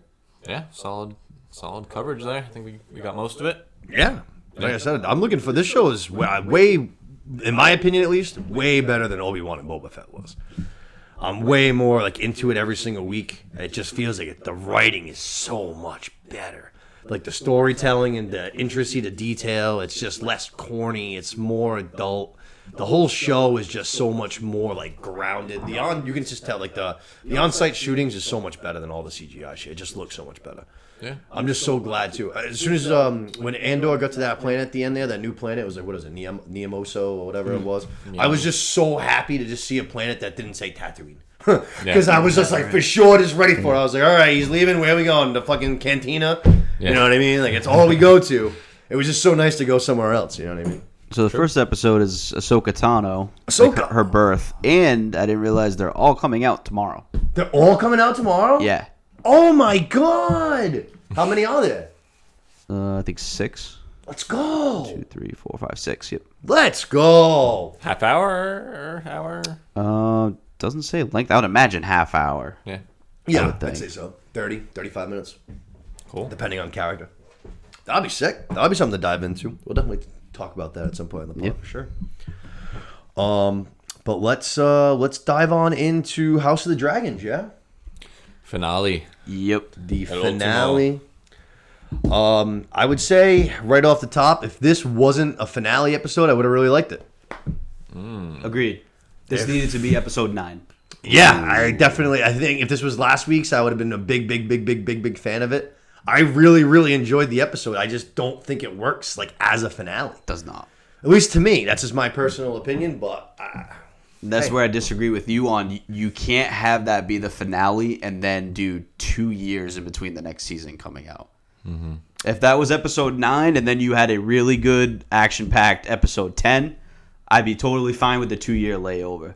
They left too much out on the table, and I just feel like you can't have that be the season finale and not come out until 2 years later down the road. Yeah, I agree. Can't do it. I think it's just going to be so weird, too, to open up a season and we're just going to be, like, kind of dealing with, like, a fallout of, like, Luke's death. Like, is that how we're going to, you know what I mean? The aftermath. It's going to come in hot. It's going to come in hot. Yeah. I hear what you guys are saying. And they definitely had, like, 3 or 4 things equally as big as what we, like, of the Luke death that they didn't use. So I feel like they're going to unload on us season 2. Like, it's going to come quick and, like, some big shit is going to happen right away. This is going to be, like, the story building season. No, it definitely was. It absolutely was. In that regard, I feel like it needs a little more slack, and you guys might see it differently after more comes out. I think down the road, once this all unfolds, every season unfolds, we'll look back on it and we'll say, okay, this is fine. But just in the present, being right now, I'm a little aggravated that it's going to take 2 hours. I mean, 2 hours, 2 years to have this unfold. And but once we're able to rip through them, once you rip through all the episodes and all the seasons, I think it'll be a lot. Yeah, a lot better. I was wishing that they did 1 or 2 of those things I was talking about, like those other big events. They could have kept it going with this whole domino effect a little bit, but I understand what they were doing. Last week's episode was about the High Towers, the Greens. This is about the Targaryens, the Blacks. Yeah. But I don't know. Can't have it end that way. Yeah, these 2 last episodes go very like hand in hand. Shot beautifully though. 2 sides of the coin. Honestly thought it was the best. Might have been the best shot episode of the entire season. I agree. There was some really awesome scenes that just looked ridiculous, and not even just they were just some that like the Daemon scene when he goes down into the dragon pit was awesome. That was I fucking loved it. Him just singing an old Valerian, just fucking strolling on down. I was just like, who are we gonna find down here? It's gonna be someone big, like. It was. I've got a translation of the lyrics. That's awesome. We'll definitely get to that. That's great. I love it's equally cryptic, but it's worth checking out. All right. So we'll go through it. Let's dive on in. We got episode 10, the finale, the Black Queen. And this episode, like we were kind of just saying, is going to play very much right off of episode 9, where episode 9 was all about the Greens and Alicent and Aegon kind of taking their real final stance before this dragon dance pops off. This is going to be the exact same thing for the other side. We open up, and we are going to see that Luke is at the war table, which is this the same exact war table that Stannis is at? Yeah, it looks different in this compared to Game of Thrones. Yeah, it looks fucking awesome in this. But it's the same one. It's the one that Aegon built when he conquered That's what I thought. Kingdoms. Yeah. That's weird. I was literally saying to Steph, I was like, I wonder if this is the same table and they just, like, Stannis was just never smart enough to figure out how to turn the lights on this table. Yeah, it seems like it, right? He didn't look underneath the switch. He didn't see the switch underneath the table. Yeah, it's just called the painted table. For That's real. how it's known. Yeah. But yeah, got the lower illumination thing. That thing was awesome. It was way cool. And they turned it on and shit. That was way cool. Kind of similar to how the cat's paw dagger needs fire and heat to reveal all the info it has, you know? I like it. The table needs it too. Targaryens using their fire. Keep little secrets, basically. Exactly. But we're gonna see Luke standing at this war table, and he is doubting himself. Shocker. That's all he's done this entire show, in my opinion. When he's not doubting himself, he's staring at the camera with his mouth open like this. I didn't think of that. I just want to slap him. Dude, it drives me crazy. I don't know how this kid got this job. I don't get it. He drives me crazy. I'm not even going to lie. I'm glad that I don't have to see him anymore. I'm very glad I don't have to see him anymore. Spoiler. I do not enjoy this kid at all. But he is just sitting there, and he's been doing, like I said, what he's been doing. He's been doubting himself. He's like, yo, Ma, I can't rule, Driftmark, friggin' Granddad, which is the sea snake. He's like the greatest sailor, basically, of all time in the history of Westeros. He's like, I get fucking seasick anytime I get on a boat for 2 seconds. He's like, I can't do this. I can't rule. I don't want it. Right now, I was like, dude, you don't get a choice in this shit. We fucking are born into it. You know what I mean? Yeah, I was the same age as you when my dad named me. Yeah. And he's gonna say like, and she's like, I was the same age. She's like, I'm gonna say I was afraid too. She's like, I was nervous. I was, I had some doubt kind of thing. I was feeling like you were feeling. And he's like, yeah, I'm not like you. I'm not perfect. And she's just like, well, I'm not perfect either. My father helped me. I'll help you. We'll get there. You know what I mean? We'll learn. And then at that moment, we're going to have a god come strolling on in, and he's going to be like, hey, Rhaenys just arrived on Dragonback, and she wants to talk to you and Daemon pronto. Which if I was right there, right away, I would have been like, well, that's weird. You know what I mean? Like, that seems kind of suspect. Like, why would she fly over here unless something was wrong? You know what I mean? She assumed that it was about Corlys, but turned quickly. Yeah. So that's exactly what we go to. Rhaenyra, Daemon, they meet with Rhaenys. It's the three of them. They're in a little chamber by themselves. And I think, Rhaenyra's an ass. So, this is about Lord Corlys, basically. And right away, she's just like, the king's dead. Yeah. She did. I'm sorry about that. Yeah. No time wasted, though, at all. Just, like, cuts right through the bullshit. Like, don't worry, this isn't about me. Your husband's dead. You mean your husband? Your father's dead. Mm-hmm. And then she's going to, kind of start laying out what happened. Aegon was brought in as successor. They made him, king basically in front of the masses. And as soon as, like, she starts kind of talking about this, you see Rhaenyra go to, like, her pregnant belly, like in a little bit of pain. Like, she kind of, like, whimpers. Which I was like, what the hell? Like, how these things coincide and shit like that? Yeah. Was it? Getting, like, stressed out. Like. Yeah, that's true. Oh, yeah, that's a good call. I always think it's something like fantasy with this show. I don't even think of just, like, actual regular people shit. Yeah, I mean, I know stress is bad for babies. Yeah, it causes miscarriages and shit if you have some crazy stress or some intense moment. My brain literally never went there one time. Yeah. I'm always just thinking of, like, voodoo and Game of Thrones. Well, it is, like, literally with each word it hits her, so it seems more magical. Like, no, that's a good call, though. Yeah. I like that. Daemon is going to be, he's going to ask how did the king die? And Rhaenys going to say, I can't say for sure. And right away, he's just like, all right, well, he was slain. You know what I mean? Reaches for his sword. And like, yep. Yeah. Rhaenyra, she's going to be like, oh, all right, the king's dead and you're here. They asked you to fucking bend the knee, didn't you? Pretty smart. She was always thinking she's a chess player. She's good. She's born to rule. She gets the game. She knows how it's played. Right. And Rhaenys kind of almost seems like she is a little bit like thinking like that same thing. Like she's, oh, look at you. Like, you ain't dumb. Good job. That's exactly right. You're spot on. Yeah. And they're like, all right, well, like, then how are you here? If you refuse, kind of a thing. She's like, well, I fucking blew up out of that motherfucker and flew off basically on Dragonback. And then Daemon's going to be like, well, wait, they had a coronation for the king and you flew out of there on Dragonback and you could have lit them all the fuck up. Like, they killed my brother, they stole his throne. You didn't think to light these motherfuckers on fire? Ding, ding, ding. Whoa, for real. I was really close to doing that. She doesn't quite get that far into it, but she was really close. She was, like, thinking about it hard. Yeah. She's going to say exactly what the writers said last week on the pre-show, on the post-show thing, which is that it wasn't her war to fight, which makes no sense. But then we'll get into it. Because she directly goes against it with Lord Corlys. Yeah, it makes no sense. God. It's totally illogical. It's coming. But seems like she's just waiting to talk to him first. Yes. She's a loyal wife. The same way that she doesn't kneel at the coronation. She doesn't. Sure doesn't. For the same reason. Yeah. Just waiting. I thought it was weird at the time, but I think it's kind of cool at the same time, too.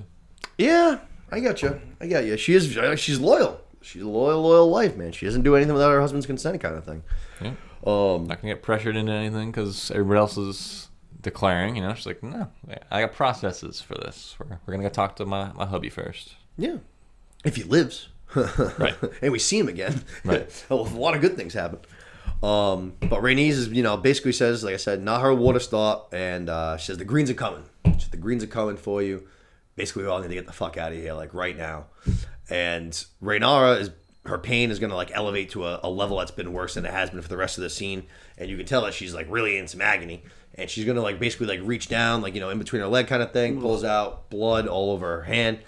Which I was, like, right away saying, oh, that's not, like, good. And she's just like, the baby's coming. But she didn't seem worried about it. So I was kind of like, all right, maybe this is normal. I have never been around a fucking pregnancy, so I'm not going to pretend I know what the hell's going on. Yeah, I was confused, though, because she didn't seem like she was huge. Right. That's what, exactly. All right. Yeah. You were with me. Yeah. She's like, all right. Like, same thing. I'm not claiming to know what's going on. Yeah. But, like, she doesn't seem too big right now. She's already had 4 of these kids now at this point. She's like, oh, yeah, all right, time for number 5. Yeah. I didn't think that she seemed worried, but right away I was like, blood's not good. Yeah. Seems bad. I know water breaks. You shouldn't be bleeding yet. I don't think. Yeah, again, I don't know. just me looking at it seemed bad. And we're going to see that she is kind of like, in her birthing room. She's like strutting around, though. She's clearly in a ton of pain.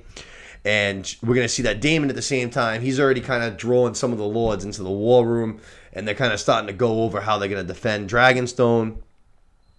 But it just seems like she's in, again, like we just saw the blood. She's like walking around. None of like it seems like she's frantic too, because none of like the little maid keeper things, like none of them can even like kind of get her to like listen or talk or like they're all like, you know what I mean? It's like she forced them all away. It's like fucking leave me alone kind of a thing. The mace is on the other side of the room too. And then the mace is also gonna kind of like throw it in like this shouldn't be happening. Like she's still got a couple months left kind of a thing. Like this is not normal. Yeah, it was weird. And Raynara overhears him, and she's just like, "Well, it is fucking happening." Okay. It gets intense. It does. We go back to like Damon in like the war council room, and he's like I said, he's still kind of planning the attacks and stuff. They're saying they're gonna send some messages out. Who they're gonna start sending some ravens to the families to try to tighten up some alliances. But the whole time you can just hear Raynara just like screaming from the chamber. Yeah. Just like Jesus Christ, man, it's brutal. I did not like. They've done a lot of baby birth and stuff this season, which I didn't mind. I didn't enjoy. Yeah, I was gonna say that I didn't enjoy the other ones, but this one for some reason really bothered me a lot more. It made me feel kind of nauseous. Yeah. We see while this is happening, Luke and Jace, they're down on the beach. They're training with their swords. They got a couple of guards there keeping an eye on them, kind of teaching them up a little bit. And Jace seems like he's a little bit more intense than we've last seen him, because it seems like he's always been like the good older brother, kind of a calm, cool, collected-headed kid. He's going to kind of give his brother the business, kind of kicks his ass, and then he's going to kind of be rough with him, kind of like grabs him like, what the hell are you doing kind of a thing, pushing him around sort of. Seems like Jace's getting a little more intense in his old age. It seems like he might know that war time's coming. Luke, meanwhile, is doubting himself about everything, you know what I mean? Seems like these brothers are kind of not drifting apart, but they have different mentalities, very different personalities. Yeah, and Jace is more of a man. Luke is still a kid. Like, That's true. They're a few years in 18, right? 14 or something. I don't know. That's the vibe I get. I don't really know what exactly they have him at in the show. Yeah. But clearly you can tell, like I said, Luke's been doubting himself like crazy, and Jace seems like he's starting to get a little bit of that strong strength. Right? I know. It's in their blood. We're going to see that Princess Rhaenys, she's going to come down to the boys while they're training, and she's going to say, hey, boys, Mom needs you right freaking now. So that's exactly what they're going to do. They're going to fly on up to their mom's room. And Rhaenyra's going to kind of give them a quick little 411 lowdown on what's going on. King's dead. The Greens have usurped the throne. And Jace right away is going to be like, what are we doing about it? She's like, nothing. We ain't doing nothing about it right now. We ain't doing anything about it until I give the order to do something about it. And he's like, where's Damon kind of a thing. She's going to be like, that's kind of why I was calling you up here. She's like, I need you to basically, it kind of seemed to be like, she's like, I need you to go like slow him down kind of. Yep. He's playing his game of war over there with the guys. We're not making any moves yet. Go and kind of be annoying basically until I'm back on my feet. Lays down the stakes real quick. She's like, I'm now the queen. You're my heir.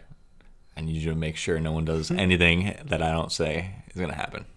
He's like, he understands. He catches her drift. Yeah. It's like, all right. You got a ma. Yep. Loyal kid. He knows what he's doing. Yep. We hear that we go to like the war council, and we hear that the sea snake is actually alive. He's doing a little bit better from his wound. Damon gonna be like, all right, great, like perfect. Where's he headed? We don't know. We don't know where he's headed. It's to be decided. Yeah. Hopefully, it's heading over here this way, because obviously we need that fleet. But good to know that the sea snake's doing a little bit better. We know that Damon also, we find out he's going to be planning to go meet with, there's a lot of name drops of families that we know, obviously, from Thrones in this, but this was like the first one I thought he's going to say, he was going to go meet with Lord Tully. Go and try and tighten up that relationship there. And as he says that, Jace comes pretty much strutting on into the room, and he's like, no, you ain't, bro. And Damon, you can tell right away, just like fucking like, oh, nah, it's not the time, dude. Like, I ain't playing daddy right now, dude. You know what I mean? And he's like, actually, he kind of is a little bit, though. He's going to try to almost kind of give him the little kid routine. Like, oh, look, it's just in time. I wanted you to go secure the skies on your dragon. Why don't you go fly around on your dragon and have fun? Be a good boy, okay? Go keep yourself entertained. Yeah, while the adults talk. Yeah, for real. Yeah. And Jace, he ain't being pushed off. Like, he's not just being turned into a soldier. He's not dumb. Like, he's like, I was sent here with a mission. He's like, did you just hear what I said? Like, did you not just fucking hear me? Mm-hmm. Damon is gonna basically blow right past him. Just gonna ignore the little command. Basically says, hey, send out the ravens. Continue as we all were fucking doing. The lords kind of look at him a little bit like hesitant. Like, ooh, should we? End up going through with it. Damon's an intimidating guy. You ain't gonna say no to Damon either. He still slows his roll though. Definitely he stops from like, all right, everybody go now to Yeah, let's send some ravens. Yeah, send some ravens. I can get away with that. And then delivers a little cool little kind of grab, goes over to Jace and goes, I'll show you what real loyalty is. But I was just kind of like, okay, I like that. That's a cool little line, just because obviously that's exactly what Jace is doing, just trying to be loyal to his mom.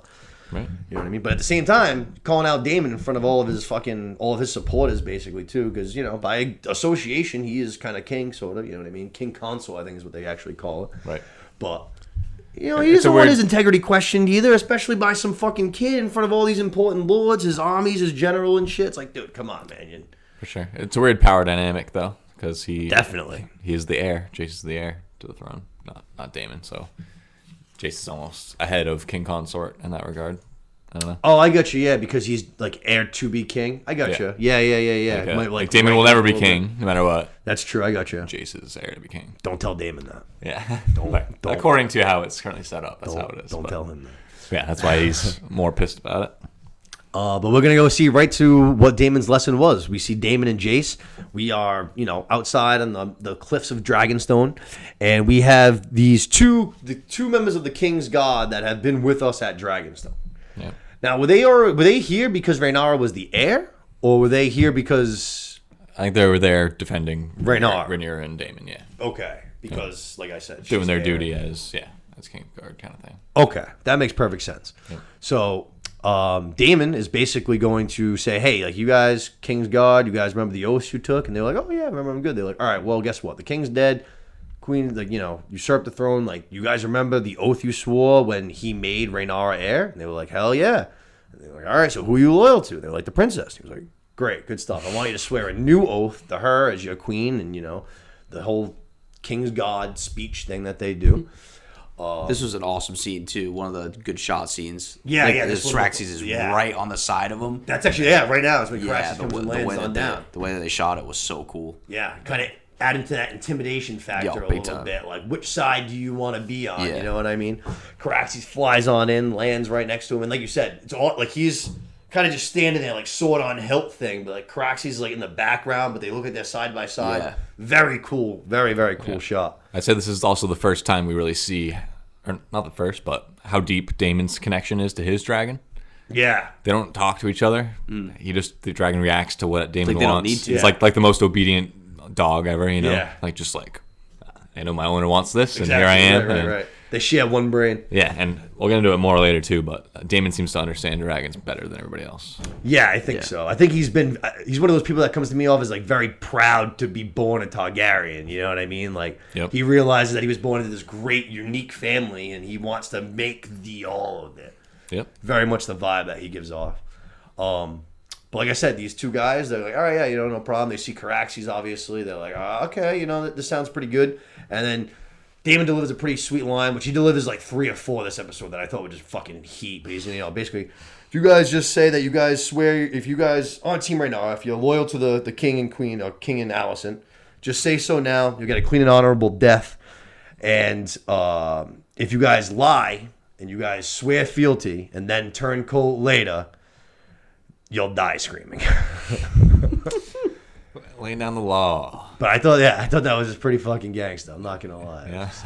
Okay. I'm gonna swear fealty and stay loyal. Actually, they didn't say anything incorrectly the whole time too. They're like, no, they got it all right answers. Yeah. It's like, all right. It's got to be done though. You know what I mean? Especially all these people in Game of Thrones land. They're all so true. Well, not all of them, but so many of them are so true to their freaking words and their oaths and shit. In Game of Thrones, though, it's also kind of considered like voiding an oath if you do it at sword point. So I don't know why he would do it that way when they're already agreeing. Because Daemon don't give a motherfucker. I'm giving you the choice. Yeah. But I don't know.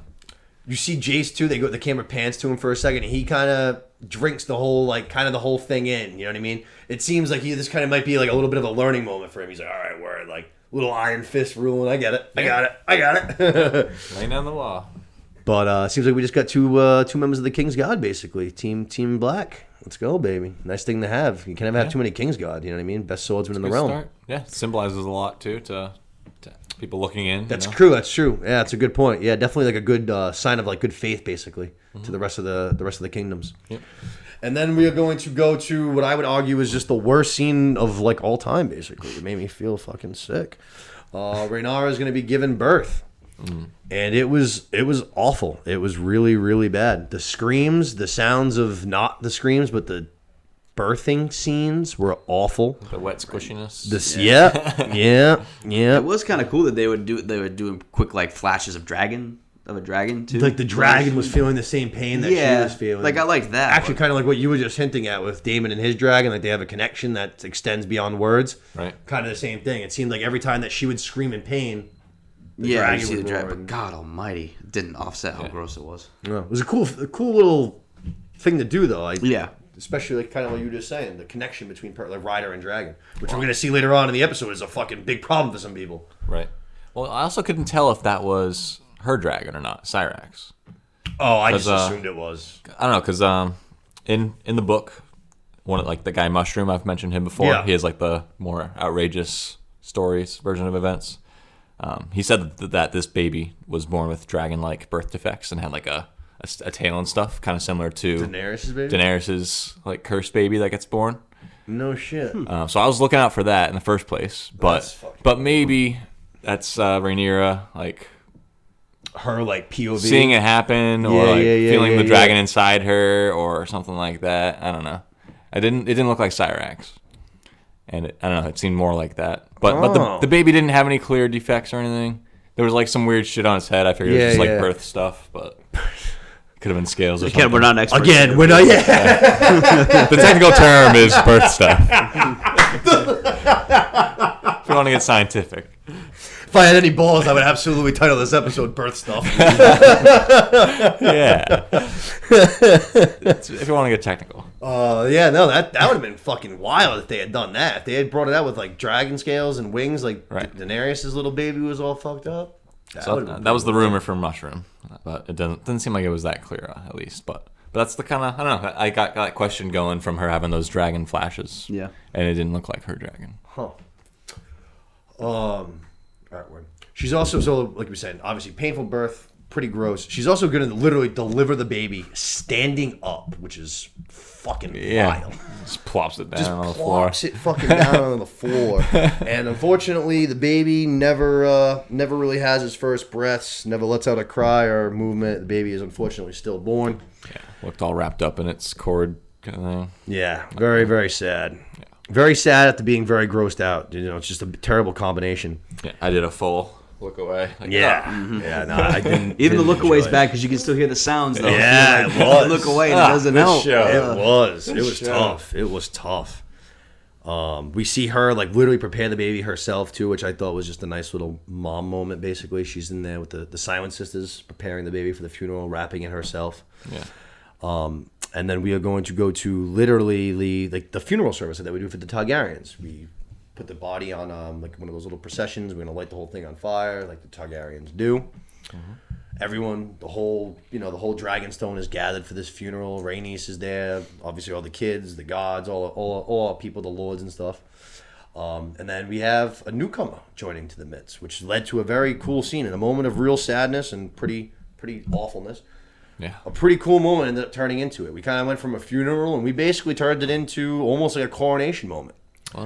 We see that Lord Eric, who is the one that who basically broke Rhaenys out of her room last week and was able to free her.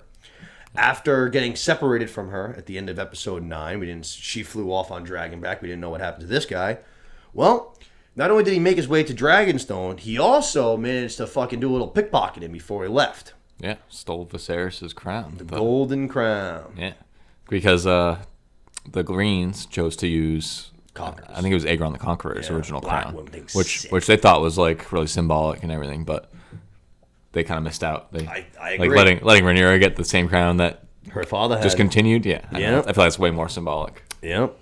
Lord Eric, he's fucking right away. Like when he shows up, the other two Kings God that newly sworn in basically to Rhaenyra. Right away, go to like draw swords. He's like, brothers, at ease. I ain't here for that kind of stuff. And they're like, oh, sweet, let's go. Thank God. Pulls the crown out. Right away, though, just goes down to one knee and swears fealty right there on the spot. No conversations, no nothing. Very poetic oath, too. Yeah. Very cool. But when you show up with that crown, man, that's like you go from this guy being questioned a little bit to like now you're going up the ranks, bro. Like that's a big move, dude. You know what I mean? Yeah. That's some serious respect right there. You were able to steal that thing. I'm sure that wasn't easy. Good for you. I like it. I like what you're doing here. You're gonna be a good guy for us. Yeah. So now we got these two brothers on opposite ends of this war for sure. We already kind of seen it last week, but now we really see one turn sides.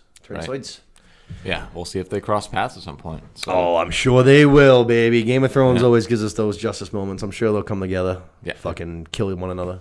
We'll see.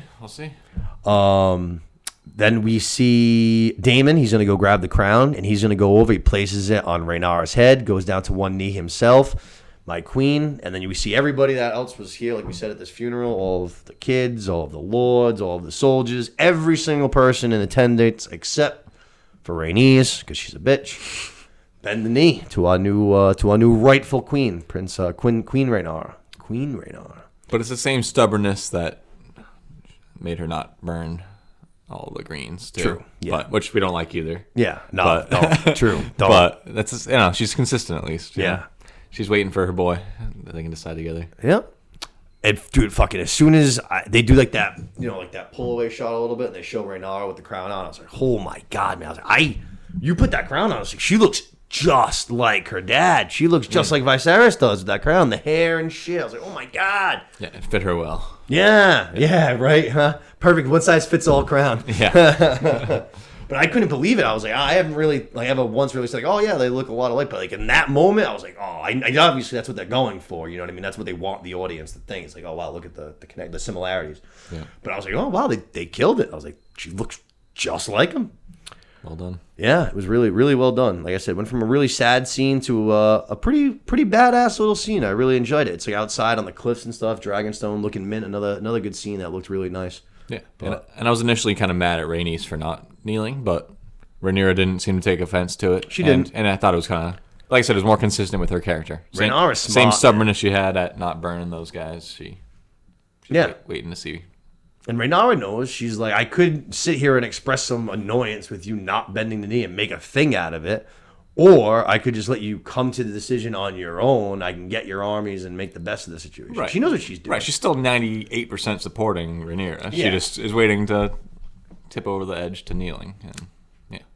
She knows what's coming. She's playing smart. She's going to be a good queen. Yep. I've been saying that since the jump. We go to the war council kind of thing, and we see, like we were mentioning earlier, we see the war table, and it's getting lit up, which is sick. Yeah. We see that if you basically pour some lava flame or whatever the fuck you want to call it, some lava into this little thing, it runs underneath the table, and the whole thing just lights up. And I was just like, that is so dope. I thought it looked wicked cool. Very cool. And yeah, only heat can reveal the secrets, same as the dagger. Yeah, right. But very cool. Like I said, I just, my first thought was like, why the hell did Stannis, actually, and Daenerys too, she was at the table for a little bit, only the last season or two there, but she didn't figure out how to make it work either. And she is a Targaryen, you know what I mean? They're missing out. Yeah, they really are.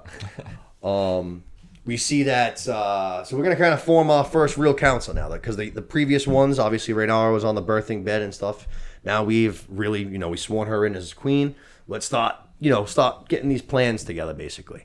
We see that she lets Rhaena and Baela, Daemon's two daughters, they join the war table too. Another good sign for Rhaenys, because obviously if all of her grandchildren are on this side and they're actually having a cause in it and they're playing a role in it, she's more inclined to check us out and stay with us, you know what I mean? Yep. Yeah, Rhaena is her cupbearer, which is the same role that Rhaenyra played for her father. Oh, perfect. There you go. Yep. That's what let her be at all the council meetings and all that. Great way to learn. Hear all the businesses, all the ins and outs.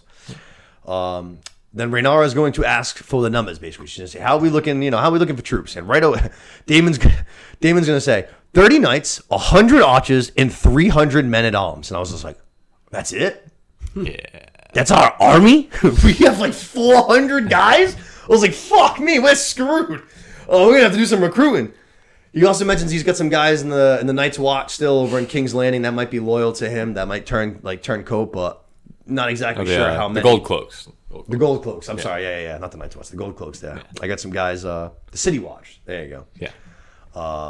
Get some Gold Cloaks that might turn coat, you know what I mean? Come join the cause, but don't know how many. But yeah, they need some Baratheon, Tully army action going. Stark army, something. Right.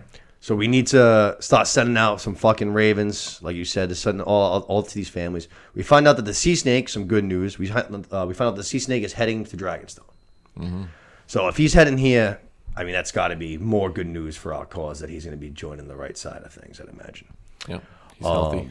Yep, he's feeling better. He's going to survive, which is good. All good stuff. We'll wait until we have a decision. But we find out that the Riverlands are going to be a very crucial part, basically, I guess, to our success, just to kind of move around the map, it seems like. Well, we want to get all these other houses. It seems like that's just more crucial. And like I said, the migration, basically, of our move to the throne, the King's Landing. Right. Obviously, like, we want the Starks, but they're all the way up fucking north. So, like, while we'd like to have them, not as crucial as some of these other things. Yep, I think, I don't know if it's this scene or the next one, but Damon eventually IDs Harrenhal as the ideal starting point. Yeah, yep. Maybe the next one.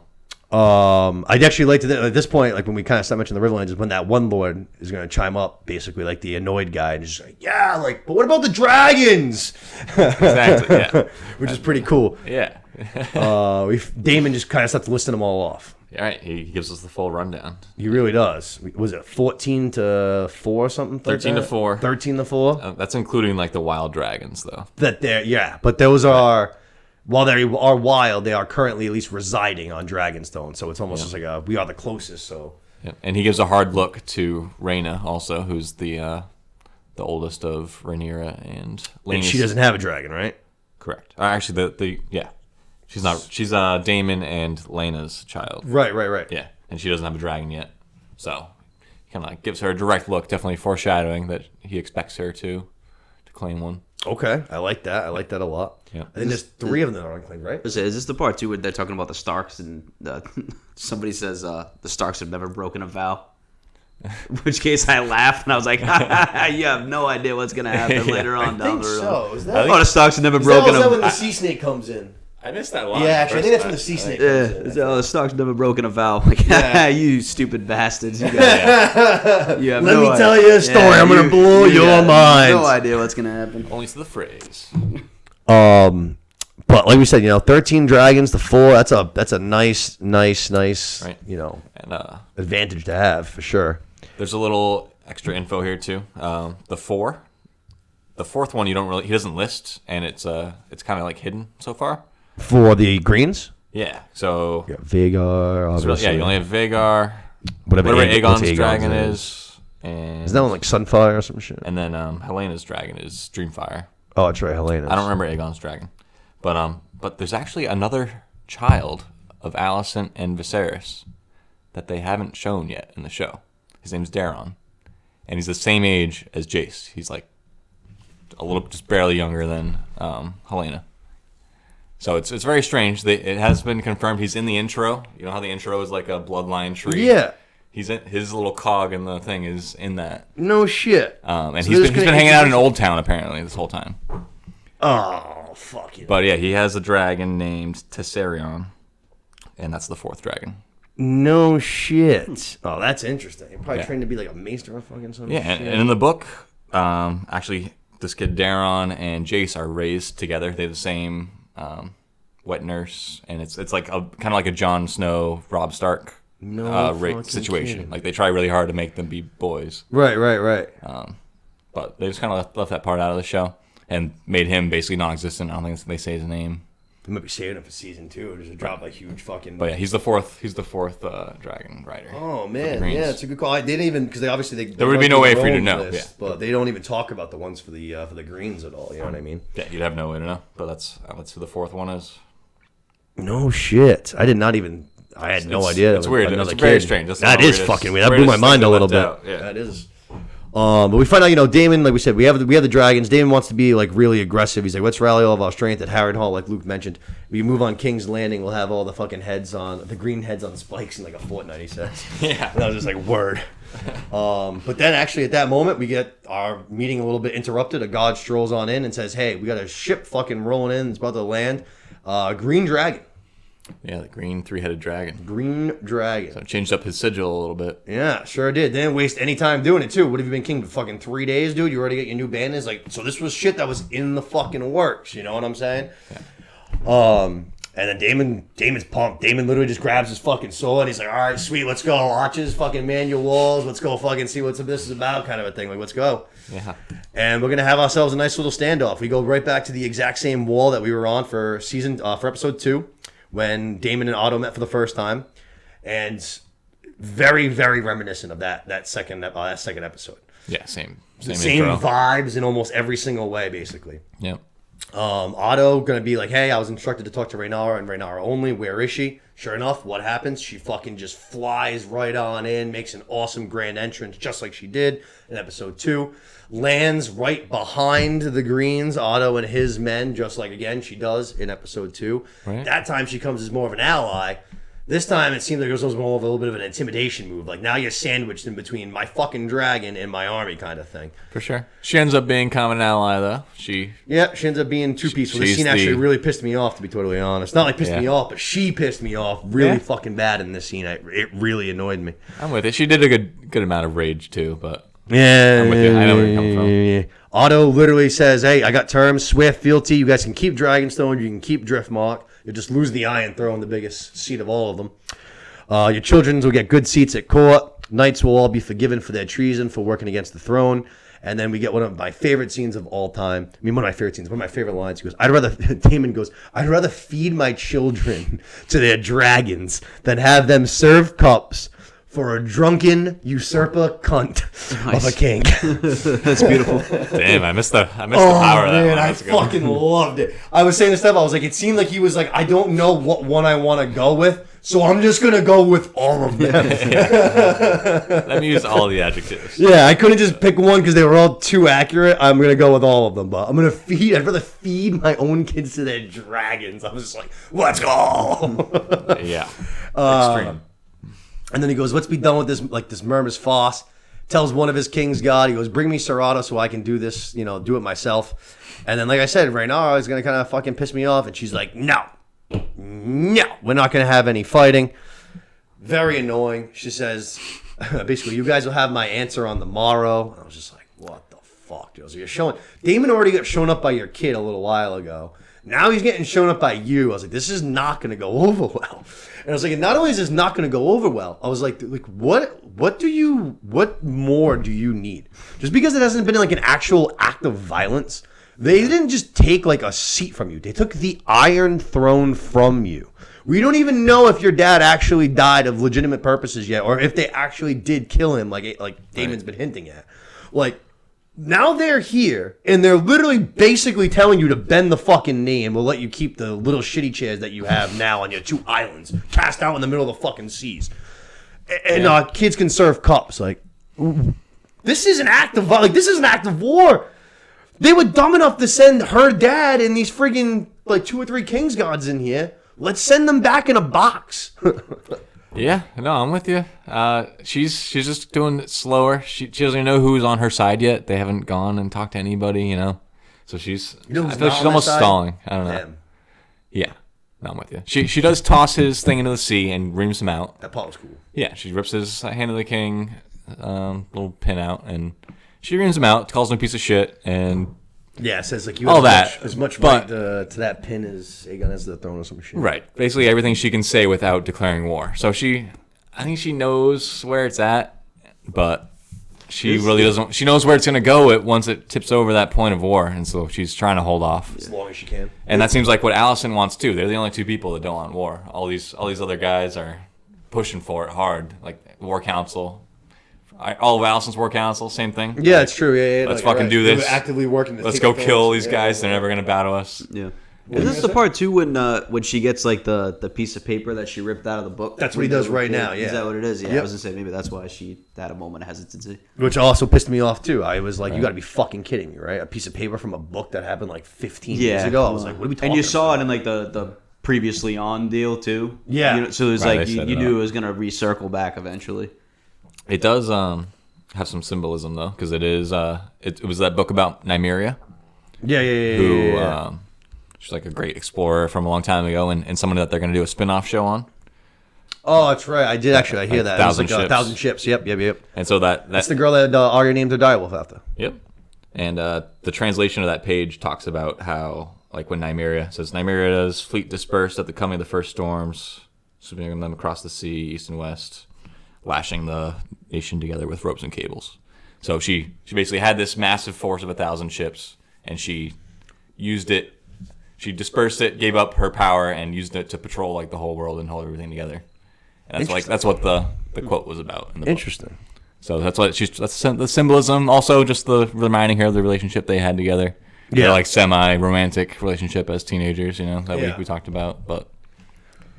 Yeah, she's trying. I guess. I just thought it was so lame. I was just like, really, really. I would have fucking taken that. I would have thrown just like she just threw the hand. You take that, you fold it into a paper airplane, and you sail it on down, dude. You fucking sail it on down. Later. Otto, and then Otto's basically just gonna be like, yeah, all right, like we'll look forward to basically getting your answer, and then that's when fucking David goes, the queen can have her answer now, stuffed in her father's mouth along with his withered cock. Yeah. Nice. Like, there was 3 or 4 times he said shit in this episode where I was just like, "You're amazing, dude. I love you. You're amazing. You're one of a kind." That's pretty good. And he does more talking in this episode than all the others combined. Yeah. So much watching in all the other ones. Yeah, he's usually silent. Yeah. Now he finally gets his time. Yeah. And then that's when right now I was like, "Nope, you get the answer. You're gonna get your answer tomorrow," which I was like, "All right, whatever." We go back to the war council, basically. Rhaenyra and Daemon, their war council, they're at the table. And Daemon, you can clearly tell he's been annoyed. He is annoyed. He's been called out twice now, once by Jace, once by Rhaenyra. And he's kind of like, like kind of what I was actually just saying. They've already they've been making all these pushes against us. Like, we need to defend ourselves. Like, we need to fucking make kind of like a stand. He's like, and then he mentions that, we have all the dragons. He's like, so we can just like go and end this thing. Like, we can go fucking grab 5 or 6 of these things, go fucking light up a bunch of people, end this war basically like right now. Yeah. And then Rhaenyra's gonna say something we basically heard a few times back in Game of Thrones. She's gonna say, when dragons go to fight each other, there's fucking nothing left but ashes. And she's like, I don't want to be the queen of ashes. Right. Yeah, straight out of fucking Daenerys. I do not wish to rule over a kingdom of ash and bone. It's a good line. Yeah. Just huge, especially the young version of Rhaenyra reminded me a ton of Daenerys. Now that she's obviously grown up a bit, it's a little bit different, but yeah, that's a straight quote from Dany. Yeah, I guess Dany's straight quoting her. But yeah, no, it was good little quote to sprinkle. That was sane Dany. That was before she was. That was when she had good intentions. Yeah, before I actually saw a couple of good things. Basically, after like how this episode ended, I saw a few people online that were just like, "So see, Drogon just lost control. Daenerys couldn't get him back on guard. That's why she blew up all of King's Landing." I was just like, "I like this guy. He's speaking sense over here. Yeah. This is a good call." All right, I can see it. Conspiracy. Yeah, big time conspiracy. Basically though, Daemon's gonna be like, listen, like, they already started the war. What are you gonna do about it? Rhaenyra, she's gonna clear the fucking room. Which right away I was like, oh shit, things are about to get intense if she's clearing the room. It's just you two now. Like, oh shit, business is about to pick up. Yeah. And he's like, you can't bend the knee to these people. They stole your birthright. And she's gonna be like, dude, like, you do realize that I'm trying to just kind of slowly progress into this thing, because this isn't our main goal here. Like, we have a bigger thing. And he's kind of just like, what are you talking about, kind of thing. Like, she's looking at her like confused, and she's just like, the Song of Ice and Fire, like Aegon's dream, like the war that's coming from the north, like, you know all this. And and she mentions that her dad was the one that, like, had told it to her, and fucking Daemon just fucking snags her by the fucking throat. Not his best moment. Yeah, I was not ready for that. I wasn't either. And just gives her a good choking for a while. Yeah. It's a longer time than I would feel comfortable choking somebody. I know. She didn't seem too worried about it, though. She did. It's weird. Fucking Targaryens, they're probably used to this kind of thing. I know, she's into it. Trippy shit. But, Daemon's going to just kind of be like, listen, dude, I don't give a shit about my brother and all these dreamers, dude. Like, dragons are what made us kings, not fucking dreams, dragons. Opposite of what Viserys told her in the first episode, which is like the control of dragons is an illusion. You know? Like, which we're gonna find out was like an understatement. Right. But as soon as he's gonna let her go, and then she's gonna realize that she's like, yo, he didn't tell you about Aegon's dream in the Song of Ice and Fire. Yeah. And that, I think, is kind of why he snapped the way he did, was because I think especially now that his brother's dead, he probably thought that he was done being belittled by his brother at this point. Like, he spent his whole life being belittled by him, I felt like, or at least he felt that way. Mm-hmm. And then now he finds out, even in the moment after his death, when he's kind of trying to probably mourn him still, because it is his brother and shit, he finds out that he was still keeping something else from him, too, because he didn't trust him enough to tell him. Right. Even though Damon was the heir for a while. True. Yeah, it's a good point. That's right. And it's supposed to be the heir's job to carry it on. And you would think there should be two people that know all the time, right? Yeah, at least the current and the heir. Right. So he just never trusted him to give it the info, you know? I think that was a big part of what, I mean, obviously still not a good thing to just, go choking your wife and shit, bad, but yeah, I do think that's where a lot of it stemmed from, at least, you know what I'm saying? Yeah. Something I was wondering about, like we were talking about him having a lot more insight into dragons and like connection to dragons. Yeah. There's a line earlier about how he, like in one of the earlier episodes, where Lena says that he spent most of his 10 years in Pentos, like studying Valyrian scrolls and things. So he might have some like magical understanding of dragons. I gotcha. Yeah.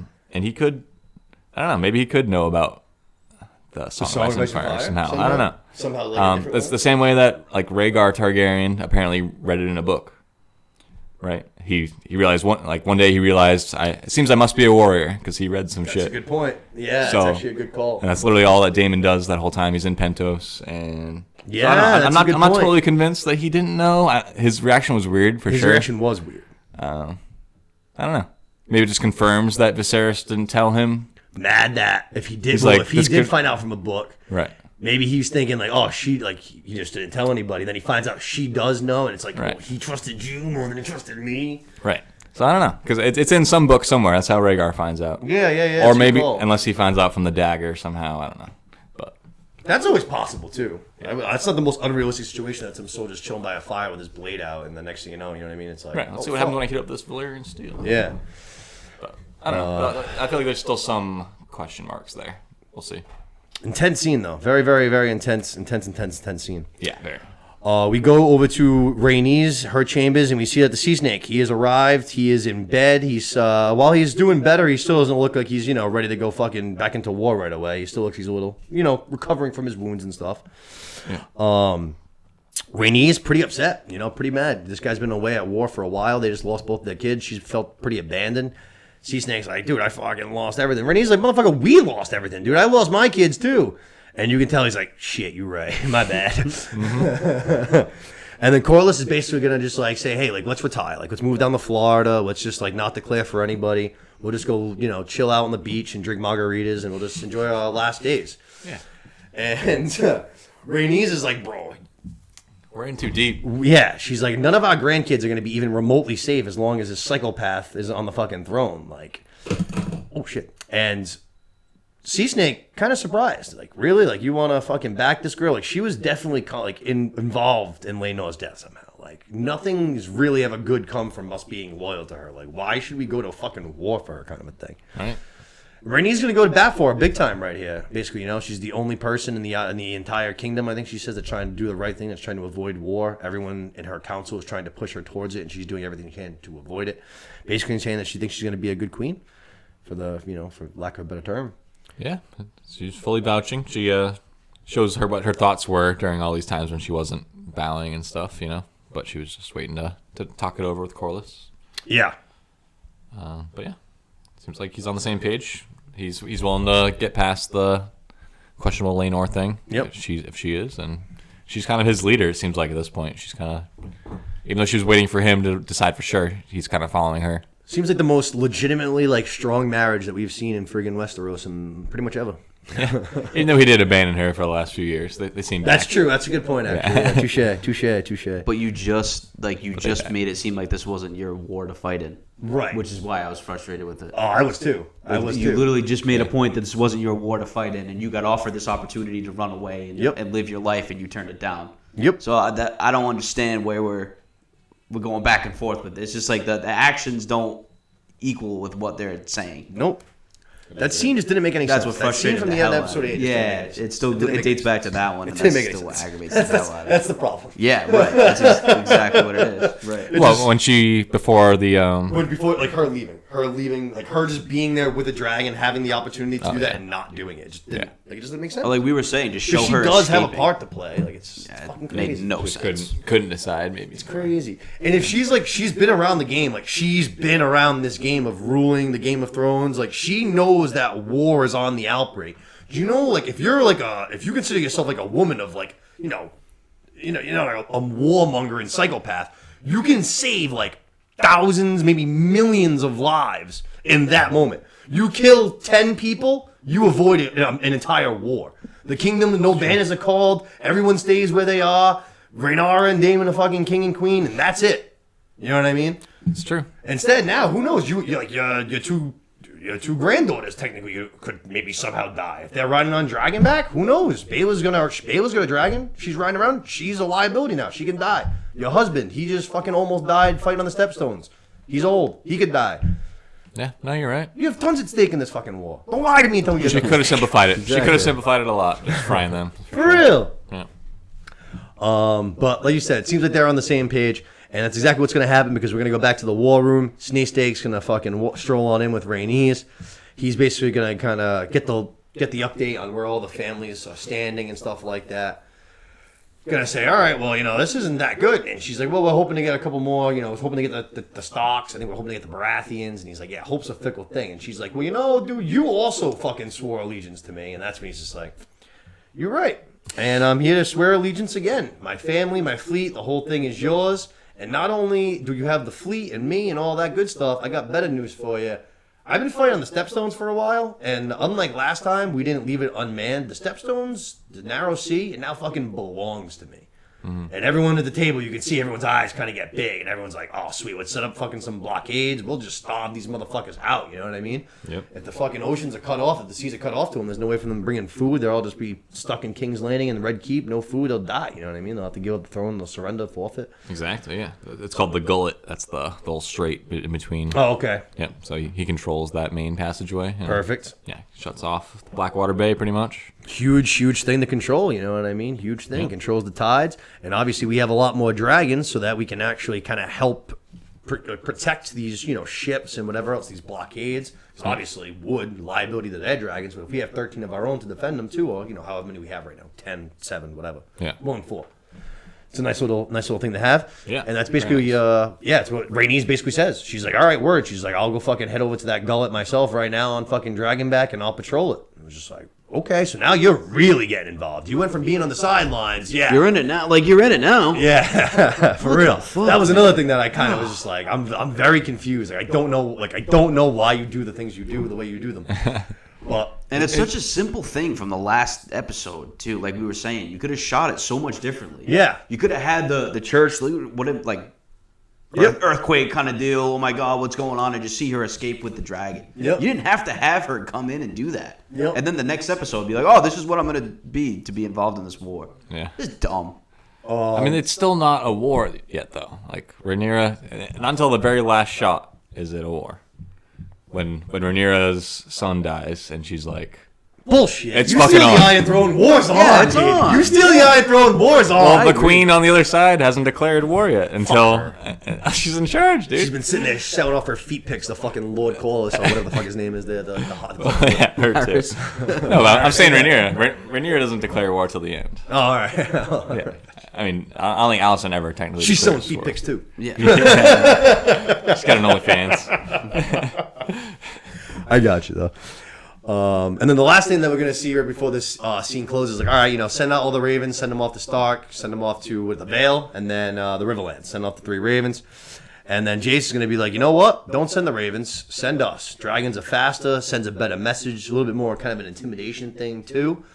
Lord Corlys, like, that's a great idea. Yeah. Right now, I was like, all right, sure, fine, let's fucking do it.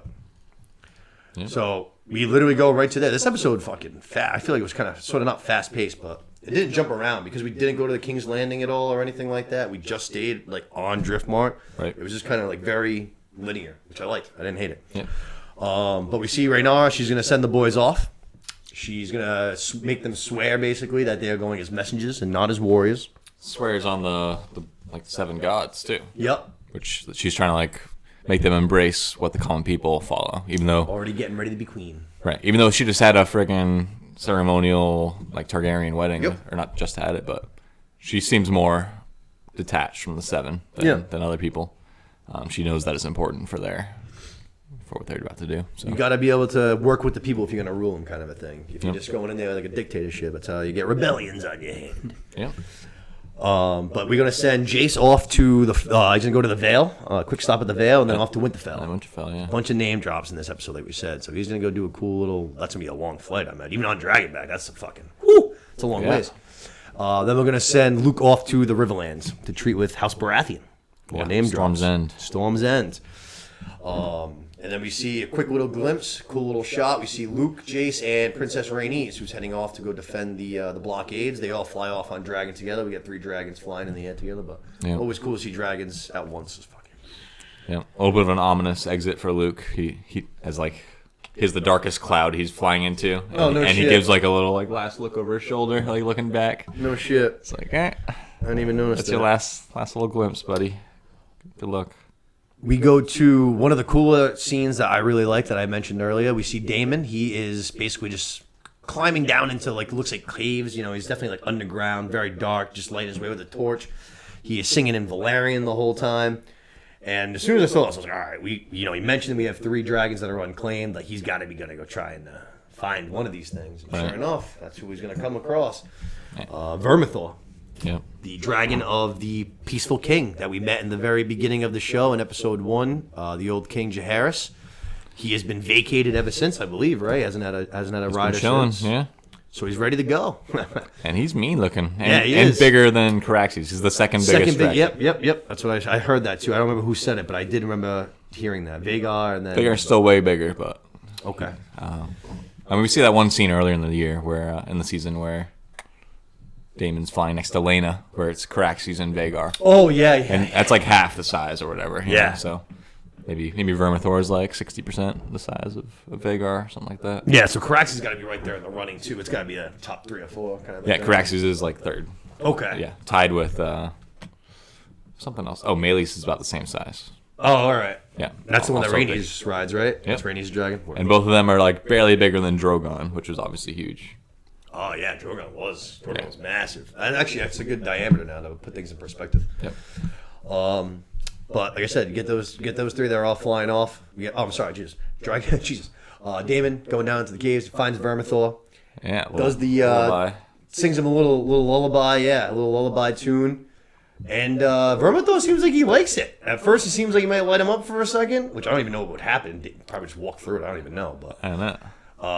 it seems like he kind of likes it. Dan. Almost looked like a dragon purr. If dragons purr. Yeah, it's weird. I was surprised when I looked up the lyrics, so I have the lyrics. Oh yeah, let's hear that. It's kind of weird, but I'll go through it and see what you guys think. You're gonna sing it for us? I could. A fire breather, winged leader, but 2 heads to 3rd a sing. From my voice the fires have spoken, and the price has been paid with blood magic. With words of flame, with clear eyes, to bind the 3 to you I sing. As one we gather, and with 3 heads we shall fly as we were destined, beautifully, freely. So it almost seems like he's trying to recruit him to be like the leader of him and Rhaenyra's dragons, or I don't know. There's not much precedent for someone having 2 dragons other than Dany with her 3. Yeah. But she never really rides more than Drogon, you know? No, right, but they definitely do. But they obey her. Right, I was gonna say they definitely listen to her commands and stuff. Yeah, so like the beginning is fire breather, winged leader, but 2 heads to a 3rd sing. Interesting. So he's like trying to recruit this dragon and get him to join their cause without riding him, or maybe he's setting it up for his daughter to ride it. I don't know. I don't know. Like, obviously, we don't know anything about like where the song comes from or anything like that. But I was thinking of 3. Was obviously Aegon the Conqueror conquered Westeros with him and his 2 sisters. Right, and their sigil is the 3-headed dragon. 3-headed dragon. Yeah. Interesting. We'll see. Interesting. I do know, actually, I guess it is. I'm not going to say it, but I do know that this dragon's going to cause some problems in this fucking story going forward, unfortunately. Well, in the book, he's claimed by some random guy that we haven't met yet. Yeah. So I don't know if that's going to happen. Yeah. I think they might be changing it. Oh, okay. Seems like it. Interesting. This guy's been mentioned at this point in the books. Okay. But Well, hey, who knows? We got apparently a fourth son that we haven't fucking heard about from, from Viserys and Alicent. So who knows? Darren Targaryen, baby. But I loved that scene with Daemon. I thought that fucking scene was very, very cool. Really cool, yeah. And it ends with it shows like his reflection in the dragon's eye and the dragon's reflection in his eye. In his eye, yeah. Almost kind of hitting what you were just saying with the whole Daenerys having been able to control like multiple dragons kind of a thing. Yeah, that'd be interesting, especially if you can control two massive ones, man. Yeah. And like the main poster for the whole show was it shows like a big dragon eye behind all the main characters. Yeah, you know, I remember that. Yes, and, that's right. And the pupil of the dragon eye is the cat's paw dagger. Okay. If you look at that. And so, I don't know. This is obviously a Song of Ice and Fire kind of thing. Yeah. The dagger's the Song of Ice and Fire. Got the reflection in the eyes. Maybe Daemon missed out on the Song of Ice and Fire from Viserys. Maybe he's trying to get his own thing going. I don't know. Very interesting. I liked you pull out those lyrics. That was a good idea. Yeah, I was curious what it meant. Cool idea. It took 1 second, and everybody was already all over it. Yeah. People all. It's hard to even relate any other, even Targaryens to Daenerys, though, because it was such a unique situation. She literally gave birth to dragon eggs. Like, they've talked about how sometimes dragon eggs just don't hatch. And it seems like then they just keep them as like these really like important, like almost like relics sort of kind of a thing. You know what I mean? Mm-hmm. She took those 3 relics and fucking created birth out of them. So I can see why those dragons listen to her pretty intently. Sure. From there, we're going to go to the climax. We're going to go to our last bit here to close out this season and this episode. We see that Luke is going to arrive in the Stormlands, and it's looking stormy. It's some thunder, some lightning, some rain. It's dark. It's ominous. And the first thing I noticed here, because it's a little bit different from when he was just flying off, but he gets off his dragon, and Luke obviously is only like 14 or whatever, like you've been saying, so he's not exactly a huge kid. And his dragon next to him does not look big. I was like, oh my god, dude, this is a peanut of a dragon, dude. Right, barely flyable. Kiwi. Yeah, barely flyable, probably. And it's still big. It would be bigger than this whole room and everything, but yeah. In comparison, like I said, even in comparison to Luke, I was just like, oh my god, this is like maybe like 4 horses or something like that. This isn't like that big of a fucking dragon at all. Right. And that just kind of goes again. I was like, this kid's a bitch. He's got a bitchy dragon. That's probably why he's a bitch, because he's got a bitch dragon. You know what I mean? They say if you have like a big, like they said, Aemond. Actually, no. Shout out to one of my fucking viewers. Oh no, terrible time. My fucking camera did that thing right now. Oh no. Right at the worst time. Oh.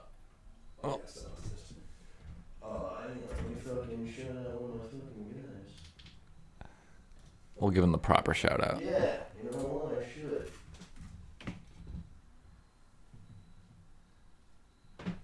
And we're back. Shout out to I'm dead serious. I think his YouTube handle is Dame Targaryen, to be totally honest with you.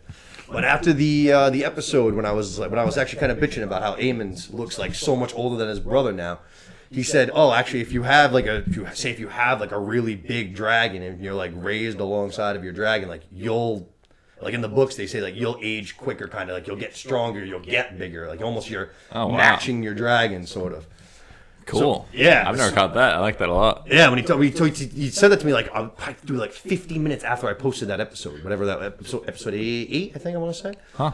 And I was like, oh, word. I was like, I love that. I was like, that's a perfect story explanation for why this is the way that it is. And he looks not just 8 years older than his brother. Yeah, right. So I really liked that. But maybe this is a kind of a case like that. You know what I'm saying? He's got a peanut dragon, so this kid never really grew up, and he just kind of stayed being a bitch. Who knows? Huh. I like it. But he's going to start kind of making his way inside, and then we get one of these awesome visuals. We get a massive bolt of lightning, and he kind of looks over to his left, and when the lightning hits and the sky kind of illuminates a little bit, we see that Vhagar is pocked out fucking side. Like, way bigger than any building in Storm's End. Looking massive. Storm's End is huge. They're known for having, like, 3 levels of walls, like, outside their keep that are, like, 60, 80, and 100 feet tall. No shit. Like, it's a big-ass... tough place to get big-ass into. place, yeah. Impenetrable, other than by dragon. Right. And, yeah. So that just shows how big Vhagar is. Like, no shit. Yeah, I mean, it was a cool, like I said, wicked cool visual with like the lightning. Reminded me of, there's a Jurassic Park scene that's just like this. Is it from that first Jurassic Park? Where like the T-Rex is lit up by the lightning? Yeah, I think the second Jurassic World. There you go. Like, cool I can't remember. Yeah, the combo of the rain and the lightning too, just like, really cool effects. Yeah. And they pulled it off well. Yeah, reflections. It did. It looked very, very, very cool. Yeah. But obviously sets a tone of like, oh shit, kind of a thing. Like, all right, that means Aemon's here too, obviously. So like, someone's here before we are. Mm-hmm. And sure enough, we're gonna stroll on into like basically the hall, and Lord Baratheon and Prince Aemon are already fucking chilling on in there, waiting for them to walk inside. Luke tries to deliver a message, but he's cut off by Lord Baratheon real quickly. Like, oh, you're sending me a message from the Queen. I already got a message over here from the King. It seems like the Targaryens can't figure out who the fuck's in charge over here. You know what I mean? Just talking shit right away. Yeah. And then he's going to basically be, all right, give me a message. Luke brings it on over. Find out right away, Lord Baratheon, while he might be a bit of an intimidating guy, can't read for shit apparently, because he's like, hey, Maester, come read this shit for me, please. Tell me what it says. I can't read. And then it turns out there wasn't much of like an actual offer, really. It was more of like kind of just like, hey, remember you already bent the knee? And Lord Baratheon did not like that at all. He was just like, that's it? Like, you're reminding me of my father's oaths that he swore? Like, at least fucking Prince Aemon brought me a marriage proposal. Like, right. And then he even asked Luke, he's like, who are you? Which one of my daughters are you going to marry? And Luke's like, I'm already betrothed, dude, which is just funny to hear like a fucking teenager be like, oh, I'm betrothed. I'm already locked down. Sorry, dude. Taken. Little ball and chain. Yeah. But Lord Baratheon's like, all right, dude, like, then, get out of here. Fucking run back home to your mom. Tell her that you can't just call me like a dog whenever you need me. Yeah. So Luke's like, all right, cool. Starts making his way out. Lord Aemon, though, not so fast. Hold up, bud. Kind of starts picking at him a little bit. Calls him Lord Strong again. Luke's like, dude, I ain't going to fight you, which Aemon like scoffs at. He's like, yeah, that wouldn't be any fun for me either, dude. I'd whip your ass in like 2 seconds. I don't want to fight you. Yeah, wouldn't be a fight. And then he pops off his fucking eye patch like a gangster, revealing one of the coolest false eyes of magic. I don't know what that thing is. I don't know what it does, but it seems magical to me. It literally looks like a starry night in his eye. In the books, it's a huge sapphire. So it's some... Okay. Yeah. I could see that, actually. I was going to say, it looked like in the night sky, but I guess they're kind of like a sapphire. Okay. Yeah, which there are some hints at like sapphires and rubies having power in Game of Thrones. Yeah. So maybe. I could see that. Cool, yeah. That'd be pretty cool if he has. And obviously it's like the size of a freaking walnut, Yeah, like it's huge. Yeah. It'd be cool if it wasn't just like, he already looks cool with the eye patch, but it'd be really cool if he just ditch the eye Bad Eye Moody and just like, yes, I did something too or something. Ditch the eye patch. Yeah. Can see through shit or something. I don't know, but it'd be pretty gangster. And basically, he's gonna say, "Hey, like, just slides him a dagger." And he's like, "I want that fucking from a couple of years ago. I want retribution here." Yeah. He's like, "I want your fucking eye. And make a great gift for my mom. Her birthday's coming up next week. I'm gonna give her your eye. I'm gonna wrap it up real nice. She's gonna love it. And guess what? I'm a great guy. You can pick which eye you want. I'm gonna take whatever one you don't want. I don't care. Just take me. Hey, you pick." Luke's like, "No thanks." Right away, Lord Aemon's like, oh, so you're a bitch too then? You're a bitch and a traitor, you know what I mean? Like, you're trying to take my brother's throne away. You don't think there's any fucking punishments for any of your actions. You took my eye out. You weren't punished for that either. Kind of starts making a move for him, like there might be a little bit of a fight. Lord Baratheon, though, says, not so fast, not in the my halls. Like, get the shit out of here. Basically, like, has Luke escorted, basically, because he's a child, to his fucking dragon so that he can leave. But I was just like, that's disrespectful, kind of. Yeah, that's where it kind of seems like it wasn't a good call by Rhaenyra to send him. No, he's the one underqualified. Because he had no response or like thinking on his feet at all. Right. He's like, all right, I got this message, and like, no, I can't marry you because it's not my call, and that's all I got. So I'm gonna go home and let mom know what you said. He's too young, just like, and like I said, he's not like he's this guy. Like, he really carries himself well, and it seems like he might be a really great ruler one day down the line. You know what I mean? He seems like a fucking wimp. Like, he's always doubting himself. He's always doing the right. I mean, he did a good job. He did a good job of like his duties, but yeah, he wasn't going to be able to think on his feet at all, or adjust, or not the best guy for the job, and too young for it. Yeah, not definitely. Not ready.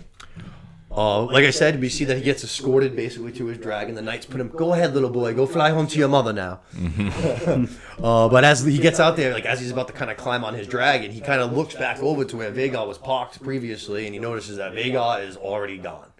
Right. Again, bad sign. But then, right before he took off, I thought this was a cool, like, just a little tidbit that he threw in. He kind of almost goes and has a little quick conversation with his dragon, and like, listen, it's very important that you listen to all of my instructions right now. Like, make sure your head's in the game, pay attention, give it all you got. Yeah. You know what I mean? Calm, Arax, obey. Yeah. But I thought that was cool. If anything, that was actually, he was better at talking to his dragon than he was fucking trying to, being a lord, basically. Right.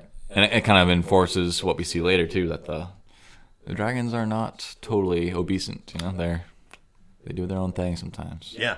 And this was, this is kind of like our closing scene, but this was an awesome scene, especially from a visual standpoint.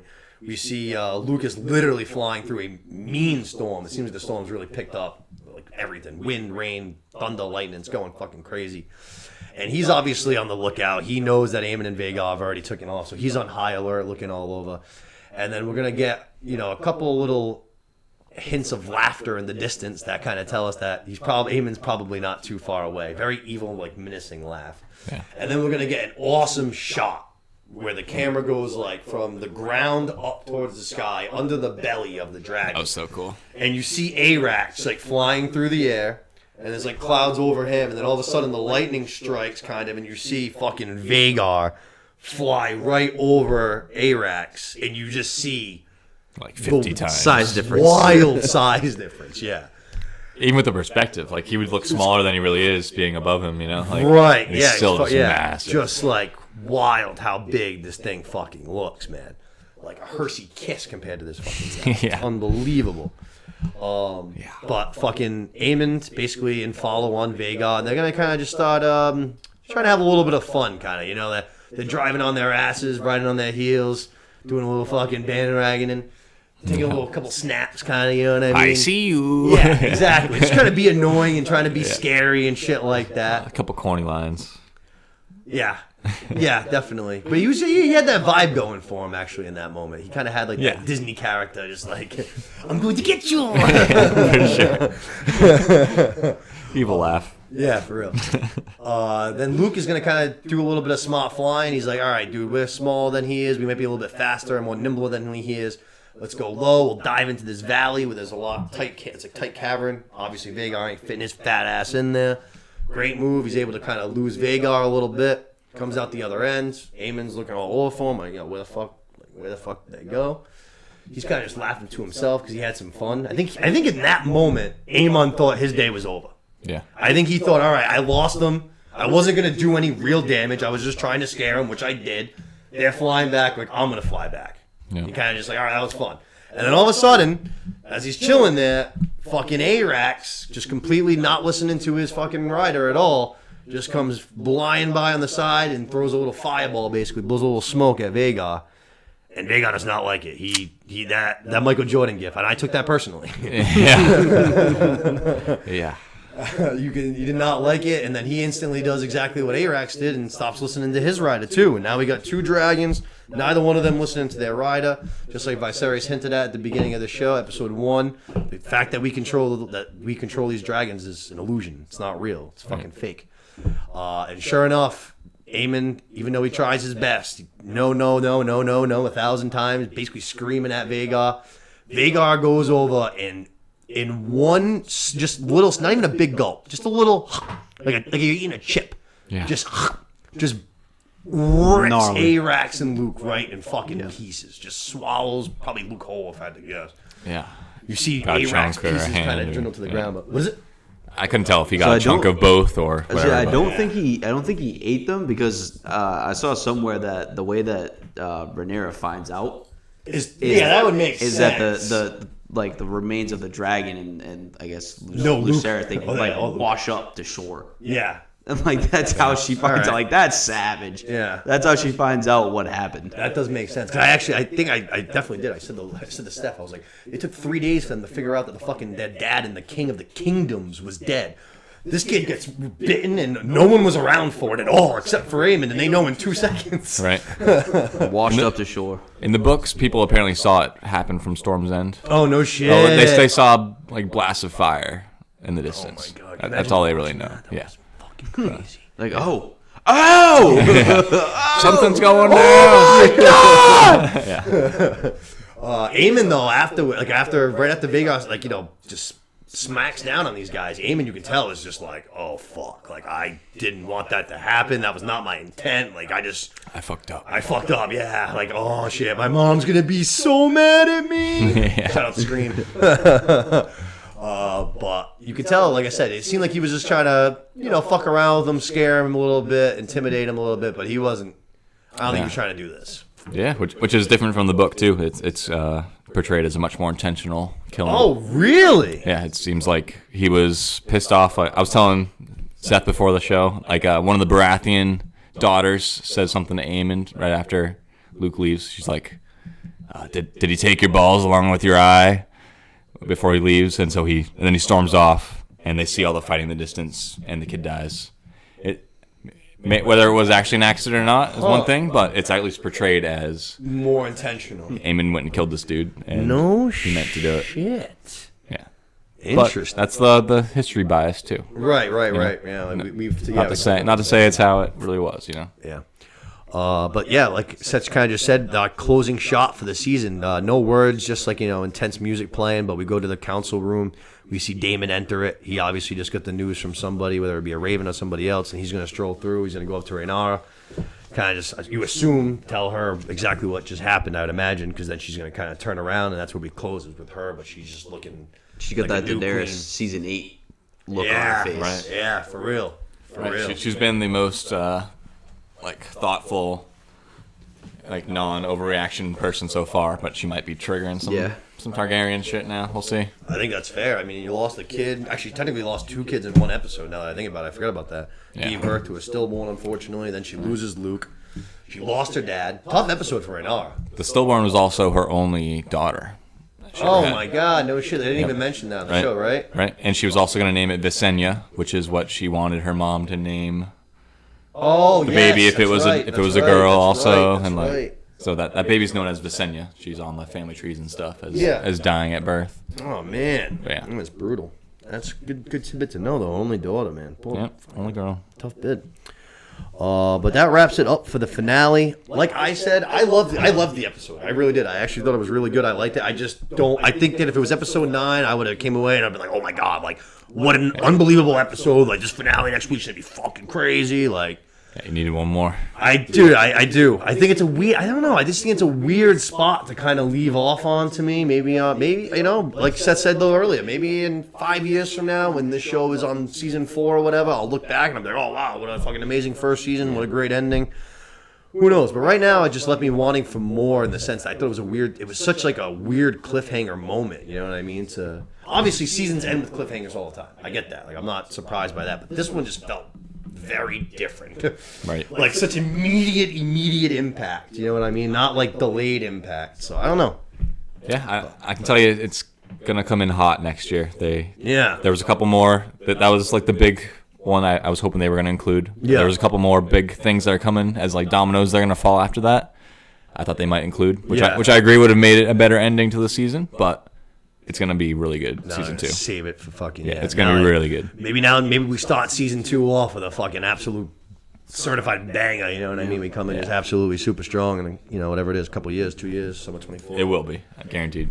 Yeah, I'm thinking summer 24 is my guess. Oh, as far as timing, yeah. Sorry, you're saying for the banger. I was gonna be great, yeah. But as far as timing, I don't know. Yeah. Hopefully less. Hopefully. I'm thinking this one started August 22. I'm thinking right around the same time 24 is my guess, if I had to guess. But sounds about right. Thoughts on the finale? Any more before the actual finale before we start going into the season as a whole, kind of? No, I think you hit the nail on the head. I think it would have been a very good episode 9. A good episode overall. Just can't be the finale, in my opinion. That's it. I hear you guys. I wonder if any of these moments, I don't want you to tell me any of them, obviously, but I wonder if any of these moments that Luke is hinting at would have left me and Seth better satisfied. Yeah, I think it would. Maybe. Yeah, and there was no like you were saying, there's no real connection to Lucerys dying at all. I didn't care. It's kind of like when Rickon died. Would be my, you know what I mean? Yeah, actually, that's a great. Rickon died, and it was like, yeah. nice. A Stark kid died, and the only one I really could give a fuck less about dying, to be honest, when he did. And it was like kind of the same way with Lucerys. Yeah, his dragon wasn't even powerful, and it's like, all right, not a big loss. We're gonna be okay. Like I said, between the little screen time and then the fact that when he was on screen time, he basically only annoyed me. I really fucking face actors is a thing that really pisses me off in all aspects of everything that I watch. It really drives me crazy. And that kid just sitting there with that same fucking open mouth stare for every single emotional feeling that he felt drove me crazy. I'm like, dude. Do you want a blowjob? Your mom's dead. Do you want to go make $1 billion? He's just sitting there with the same open mouth. It's like, dude, like, act. You're an actor. Act. Do something. Portray emotion instead of just looking fucking puzzled all the time. Well, he's gone now. Yeah, I'm happy. I'm not gonna lie. But for that, let's go into our kind of season thoughts as a whole. I asked you guys to come away with a couple of ratings. I know that last week, me and Seth said that we actually entitled it the episode. We said Rings Jump the Dragon. We said we'll kind of see how the finale plays out. Maybe it can make a comeback and bounce back. Mm-hmm. I gave Rings a 9.1, and it definitely beat this for me. I came away, I gave it an 8.4. Yeah, it's 7.9. Ooh, what I had. C+. Yeah. Tough grade. I think it's gonna change a little. Like I said, once I'm on HBO and I can flick to just hit next episode and it's season 2. But just right now in the moment, it really, like I said, it really does bother me that I'm waiting 2 years. You had, like I said, episode 9 was you got the High Towers where they are.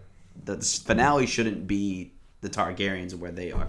Yeah, it should be 8 was High Towers, 9 was Targaryens. Now I'm not asking for the whole war. Yeah, right now I got you. And now it's like the fallout. A little bit, yeah, just a little bit. Where we're going. I feel like you can't have it end like that. But again, overall, I did really enjoy the whole season as a whole. I think it was just kind of the pacing of the last 2 episodes. The Rhaenys thing still bothers the fucking hell out of me. Just what she did at the end of the last one, but. I think it would have been higher if it wasn't for the last 2 episodes, or at least where they were. I think that's fair, too. I think that's definitely fair. The last 2 episodes definitely left me wanting, so yeah. I agree with that. Luke? Yeah, I mean, I see where you guys are coming from. I definitely have a little bit different point of view because I'm not worried about what's coming next, so, like, I don't know. It's true. I definitely loved Lord of the Rings, too, or Rings of Power, so...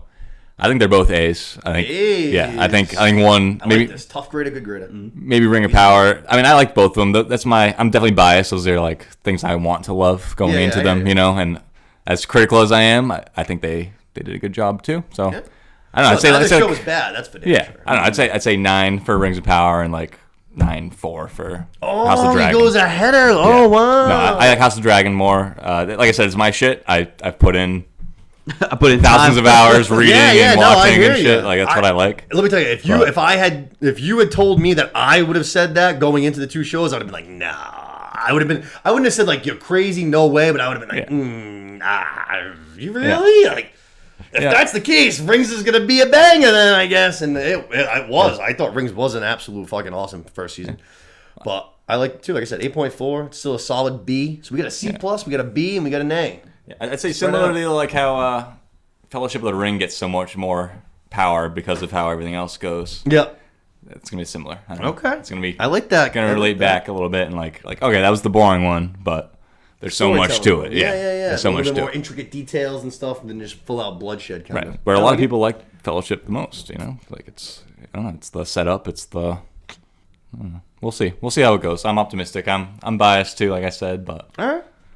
And then we got 4 awards that I wanted to give out, just like I did with Cobra Kai. Same exact thing. I'm going to start with the LVP of the season because I would be shocked if any one of the 3 of us didn't pick the same person. Yeah. If your answer is not Cole, if it's not Sir Kristen Cole, that I don't even know what to say because that guy is the biggest fucking loser of all time. Not even in just this show. Yeah. That guy stinks. I actually had it a little bit different. Let's go. I was thinking of him, but just like the overall storyline of it. What we got? Not saying the character was bad or the actor was bad. I just treated it in terms of the storyline. Yeah, I got you. For me, it was Viserys just because there were so many things that the whole thing could have been prevented by if he just wasn't such, like we were saying, like he was a good human but a horrible king. Yeah. So I think the fact that he just wasn't, he wasn't a very good king, and I think what his downfall is what led to this whole war to begin with. I think if he was just a little bit more stern and a better king, a lot of this could have been prevented. So that's why I think he's going to lead to deaths for a lot of people when he could have prevented a good amount of them too. That's a pretty good answer. He wasn't a bad guy, but also good human being, not a good king. Not the guy that they needed to. You can't be both. Avoid this shit. Yeah, pretty good answer. That's a pretty good answer. Like that. I'm not gonna lie. I assumed you guys were gonna pick either Kristen Cole or Otto Hightower as like because they're the most hated and like. That's funny. Otto. That's funny to me. Yeah, we'll keep it I know. I bet Mitz loves Otto. Otto came around. I didn't know what to think. LVP as in like the most useless guy or the person you hate the most. These are all figure woods. So the people I hate the most would be Cole and. Cole, I just thought and Otto. when I think of it, I think loser of the season. I don't think anyone. Dude, that's a good one. I think almost everybody after the first 2 episodes of this show was like, I like this guy. I said I want to see more from him. I think he's going to be a character that I really like. And then, my God, not only did it just turn, he's insufferable. He's such a little fucking bitch. He just cries. His penis was cut off. He was absolutely. Yeah. Rhaenyra just fucking cut him off, man.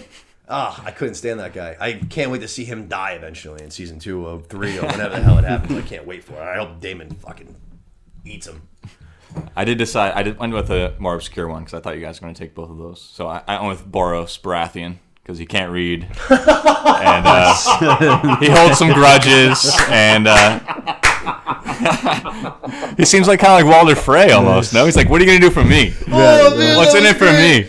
What's in it for me? He fucked it up completely. Like, that's a good call. That was fantastic.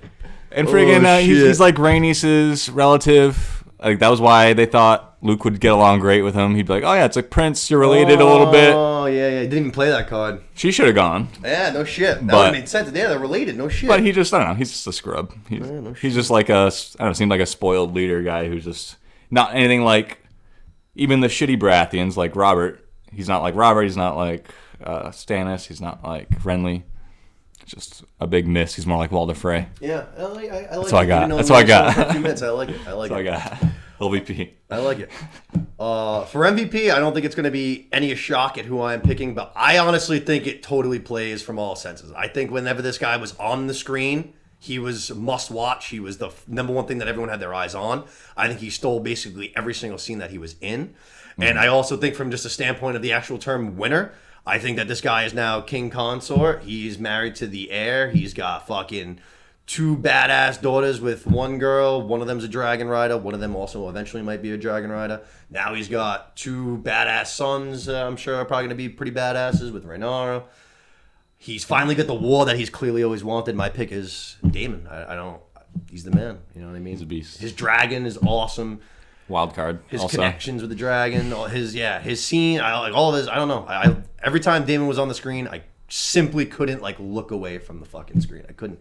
And his lines, every time, he just verbally abused Otto Hightower every time they were in a room together. It was great. Whether he was making fun of his dead wife or calling him a cunt, it was fucking fantastic to me every time. I loved it. I couldn't help it.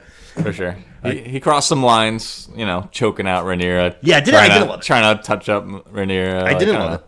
Bunch of weird shit, but I didn't love it. I would have preferred for her to say "choke me" first. You know what I mean? If it was one of those situations, it would have been different. She seemed cool with it, but let me tell you something. I'm not gonna lie. The first time I watched that scene, I was waiting for it to turn sexual. Yeah, I was waiting for it to turn sexual. I was waiting for him to just be like, the next thing you know, it was gonna be like, these Targaryens are crazy motherfuckers, man. Yeah. What do you guys got? Winners. MVP, I got Otto Hightower, man. MVP Otto. Oh no. So, that reaction right there is why. You love to hate him. Yeah. I think he saw early on, like, he had this plan for so long with Alicent being a teenager. Like, he was drawing this out years down the line. Very true. He spotted early on that Viserys was not fit to be the king, and we have to come up with something else for the new heir to the throne. Also, knowing, I think, when he kind of went away for, 10 years or whatever it was, I think he knew that was kind of part of the plan that he needed to be at that point. So I think just the way he's played it up until this point, it's going to be Otto for me. And it's a part of like the villain. If you can side with what the villain's like idea is, then he's a good villain. Yeah. And there's definitely parts of Otto Hightower and like where he stands that you can definitely side with. Not in your head, Viserys on. Yep. So that Otto Hightower, that gets it for me. MV Otto. Yeah, as far as being an effectively portrayed character and all that, he's a great villain. And you're absolutely right about as far as what you said about us having a plan and coming to fruition, because you're absolutely right. And even, in fact, he lost his hand to the king thing for a minute, got that bitch back, though. Yep. He's working with less than the Blacks, seems like, and they're winning so far, Yeah, it's all right. No, I'm with you. What you got? So I'm definitely Team Black like you. So I was between like Daemon, Rhaenyra, Rhaenys. Okay. I decided to go with Rhaenyra. Okay. So I didn't go with her in large part because of, I would say, like this episode. And I felt like there was one other episode that she kind of annoyed me in a little bit when I was thinking about it, but I fucking can't think of it now. But this episode was one of the ones where, like I said, a couple scenes where I was like, come on, man. Yeah. I think she wants to be really sure, but yeah, I feel like both the actresses did a great job. I loved both the young and old Rhaenyra. Yep. And even though I do like Daemon and the other people, they kind of all need to respect her if they want this to work out and like follow her. Yeah. She's still the one that they're in support of, you know. So she's still in charge, and she seems like she's the right person for the job too. She's going to war now, so she's getting to the point that Daemon wanted her to get to, but she made it. I don't know, slowed her roll. They needed to kind of take their time and build their team first anyway. So interesting. I think she's the right one for it. I'm rooting Team Black. Let's go. I like it. And then the last two I did is going to be kind of based on season 2. It's kind of like characters that you might think have. I did it actually kind of almost like the role in the show. Like I think, say like for instance, I'll just kind of stop. My stock fall, I actually picked Otto just because he was such a major player in this season, and I feel like a lot of what his part in this dance was, I feel like he just did it. I feel like because of kind of what Seth said, because his plan came to fruition, he kind of did what he was kind of brought here to do. And then I also do think that Allison is a little bit more on guard with him than she obviously has been throughout the rest of the season. She kind of sees him for the chess master that he is, for using her and stuff. So I could see now that the dance is actually going to stop popping off and stuff now that Aegon's already king. I can see Otto kind of falling to the wayside a little bit. So you think he's someone to watch fall? Yeah. Okay. I don't not even just like I said, not even necessarily like die or anything like that, but just lesser role, less screen time, even kind of a thing. Because he was a major player in this first season here. Yeah. And like I said, I think because some of his plans have kind of come to fruition and stuff like that, I think he might take a little bit more of a back seat now. And I don't know at all. It's just a guess, but I don't know. Maybe just kind of. Yeah. It's like his chips are all in now. Yeah, now it's just kind of let the cards. He's not gonna be on the battlefield. Let the cards play out. No, you know what I mean. Yeah. He doesn't look like much of a fighter. So. Yeah. True. And him and Allison kind of seem like to be butting heads. And right, yeah. Like I said, too, I think she might keep him at a little bit more arm's range, especially, too, like she knew that he was secretly putting all these coronation things into plan, even behind her back. So I think that she's going to be a little bit more on guard with him now going forward. Yeah, I agree. So that's a good call. That would be that's what my pick was, and I feel like that was the best way to explain it if you guys have one. Yeah, I treat it a little bit differently. Yeah, just not in terms of like the character time in season 2, but I think like how everything ended up and leading into season 2. It's gonna be Aemon for me. Okay, just based off of I thought he was past this point of not being able to control his dragon, so that was a little surprising to me that he couldn't control his dragon at the end of the season. Not only that, whenever he gets back, he's got some splaining to do. So that's obviously not going to go well with his with his mom or all the Greens for that matter. So I think just he's an awesome character. Like I said, I don't think he's going to lose screen time or anything. But I think in terms of the storyline itself, like his stock's fallen a little bit going into season 2. It's a good one. I think that's a good answer. I like that. I like that too. You got anybody?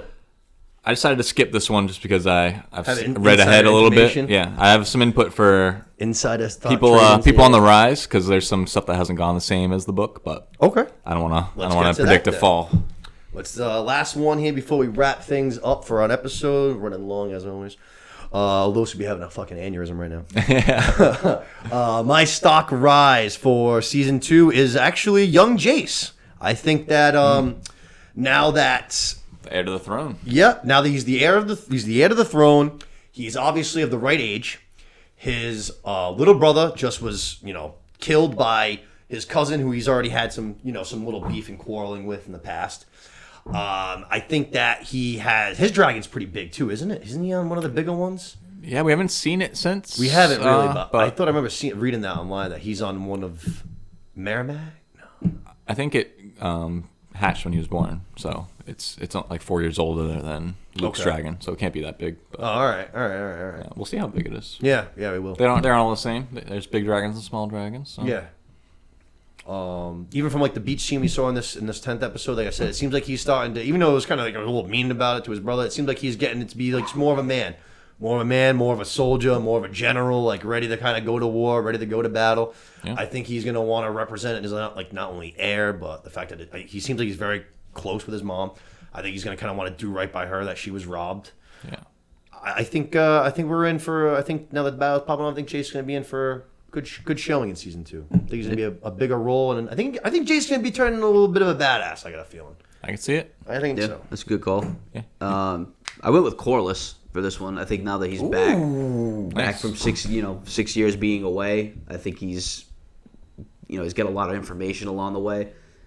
Based off of where he is now in the war, I think he's got a big part in controlling not the battlefield necessarily, but cutting off supply, food, things like that. Could be crucial. I don't fully still think he's on the Targaryen side. I think he could still I think he's more on the fence for me. He could kind of pick which way he's going.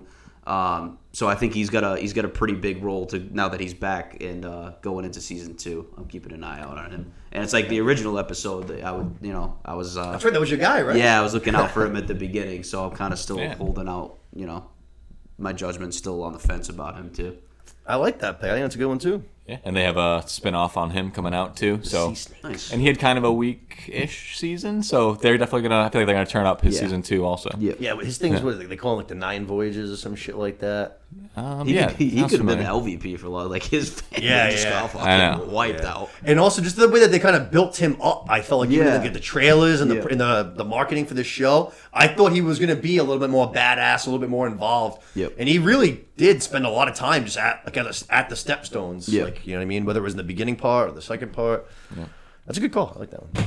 What do you got? 2 quick honorable mentions. Cool. One, Rhaena Valerian, or Rhaena Targaryen, actually. She's the daughter of Daemon and Lena. Oh, I like her. The Alicia Keys. She's going to be one of the dragon riders, supposedly, right? Okay. Possibly riding one of the wild dragons. I like that. Daemon gives her that look when he mentions the wild dragons. Yeah.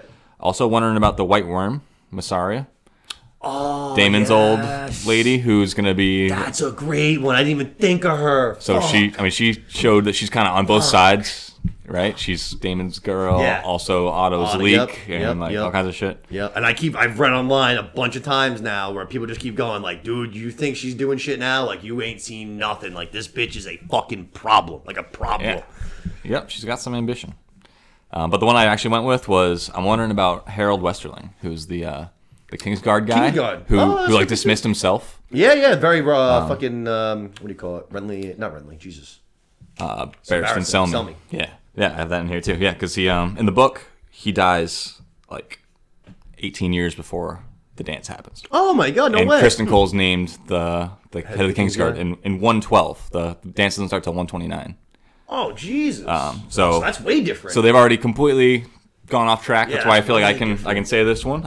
I don't know what his track is going to be. Yeah. That's a great call for you. And then he's also Graham McTavish, one of the best actors that they hired for the whole show. Yeah. And he's only done a little bit so far. Yeah.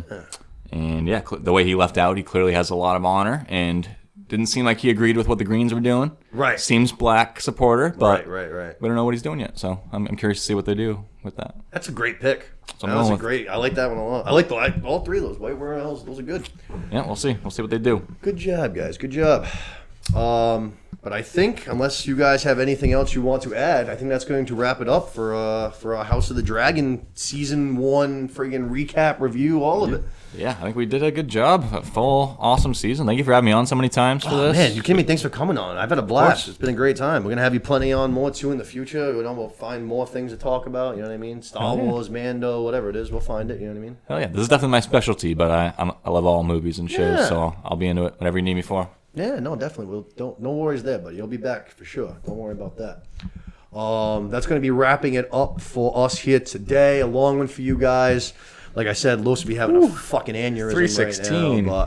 But we had a big episode. I actually had a lot in the beginning that I was going to go through, but I hope you guys all enjoyed the show.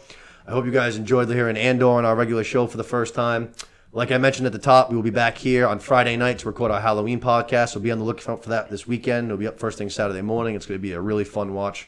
I think you guys are going to enjoy it. But for now, as always, all I ask is that you guys please share the show around. Share it to anybody, Star Wars fans, Game of Thrones fans, whoever. Lord of the Rings. We're going to be covering it all, especially now going forward. We're going to have a lot more freedom to talk about anything.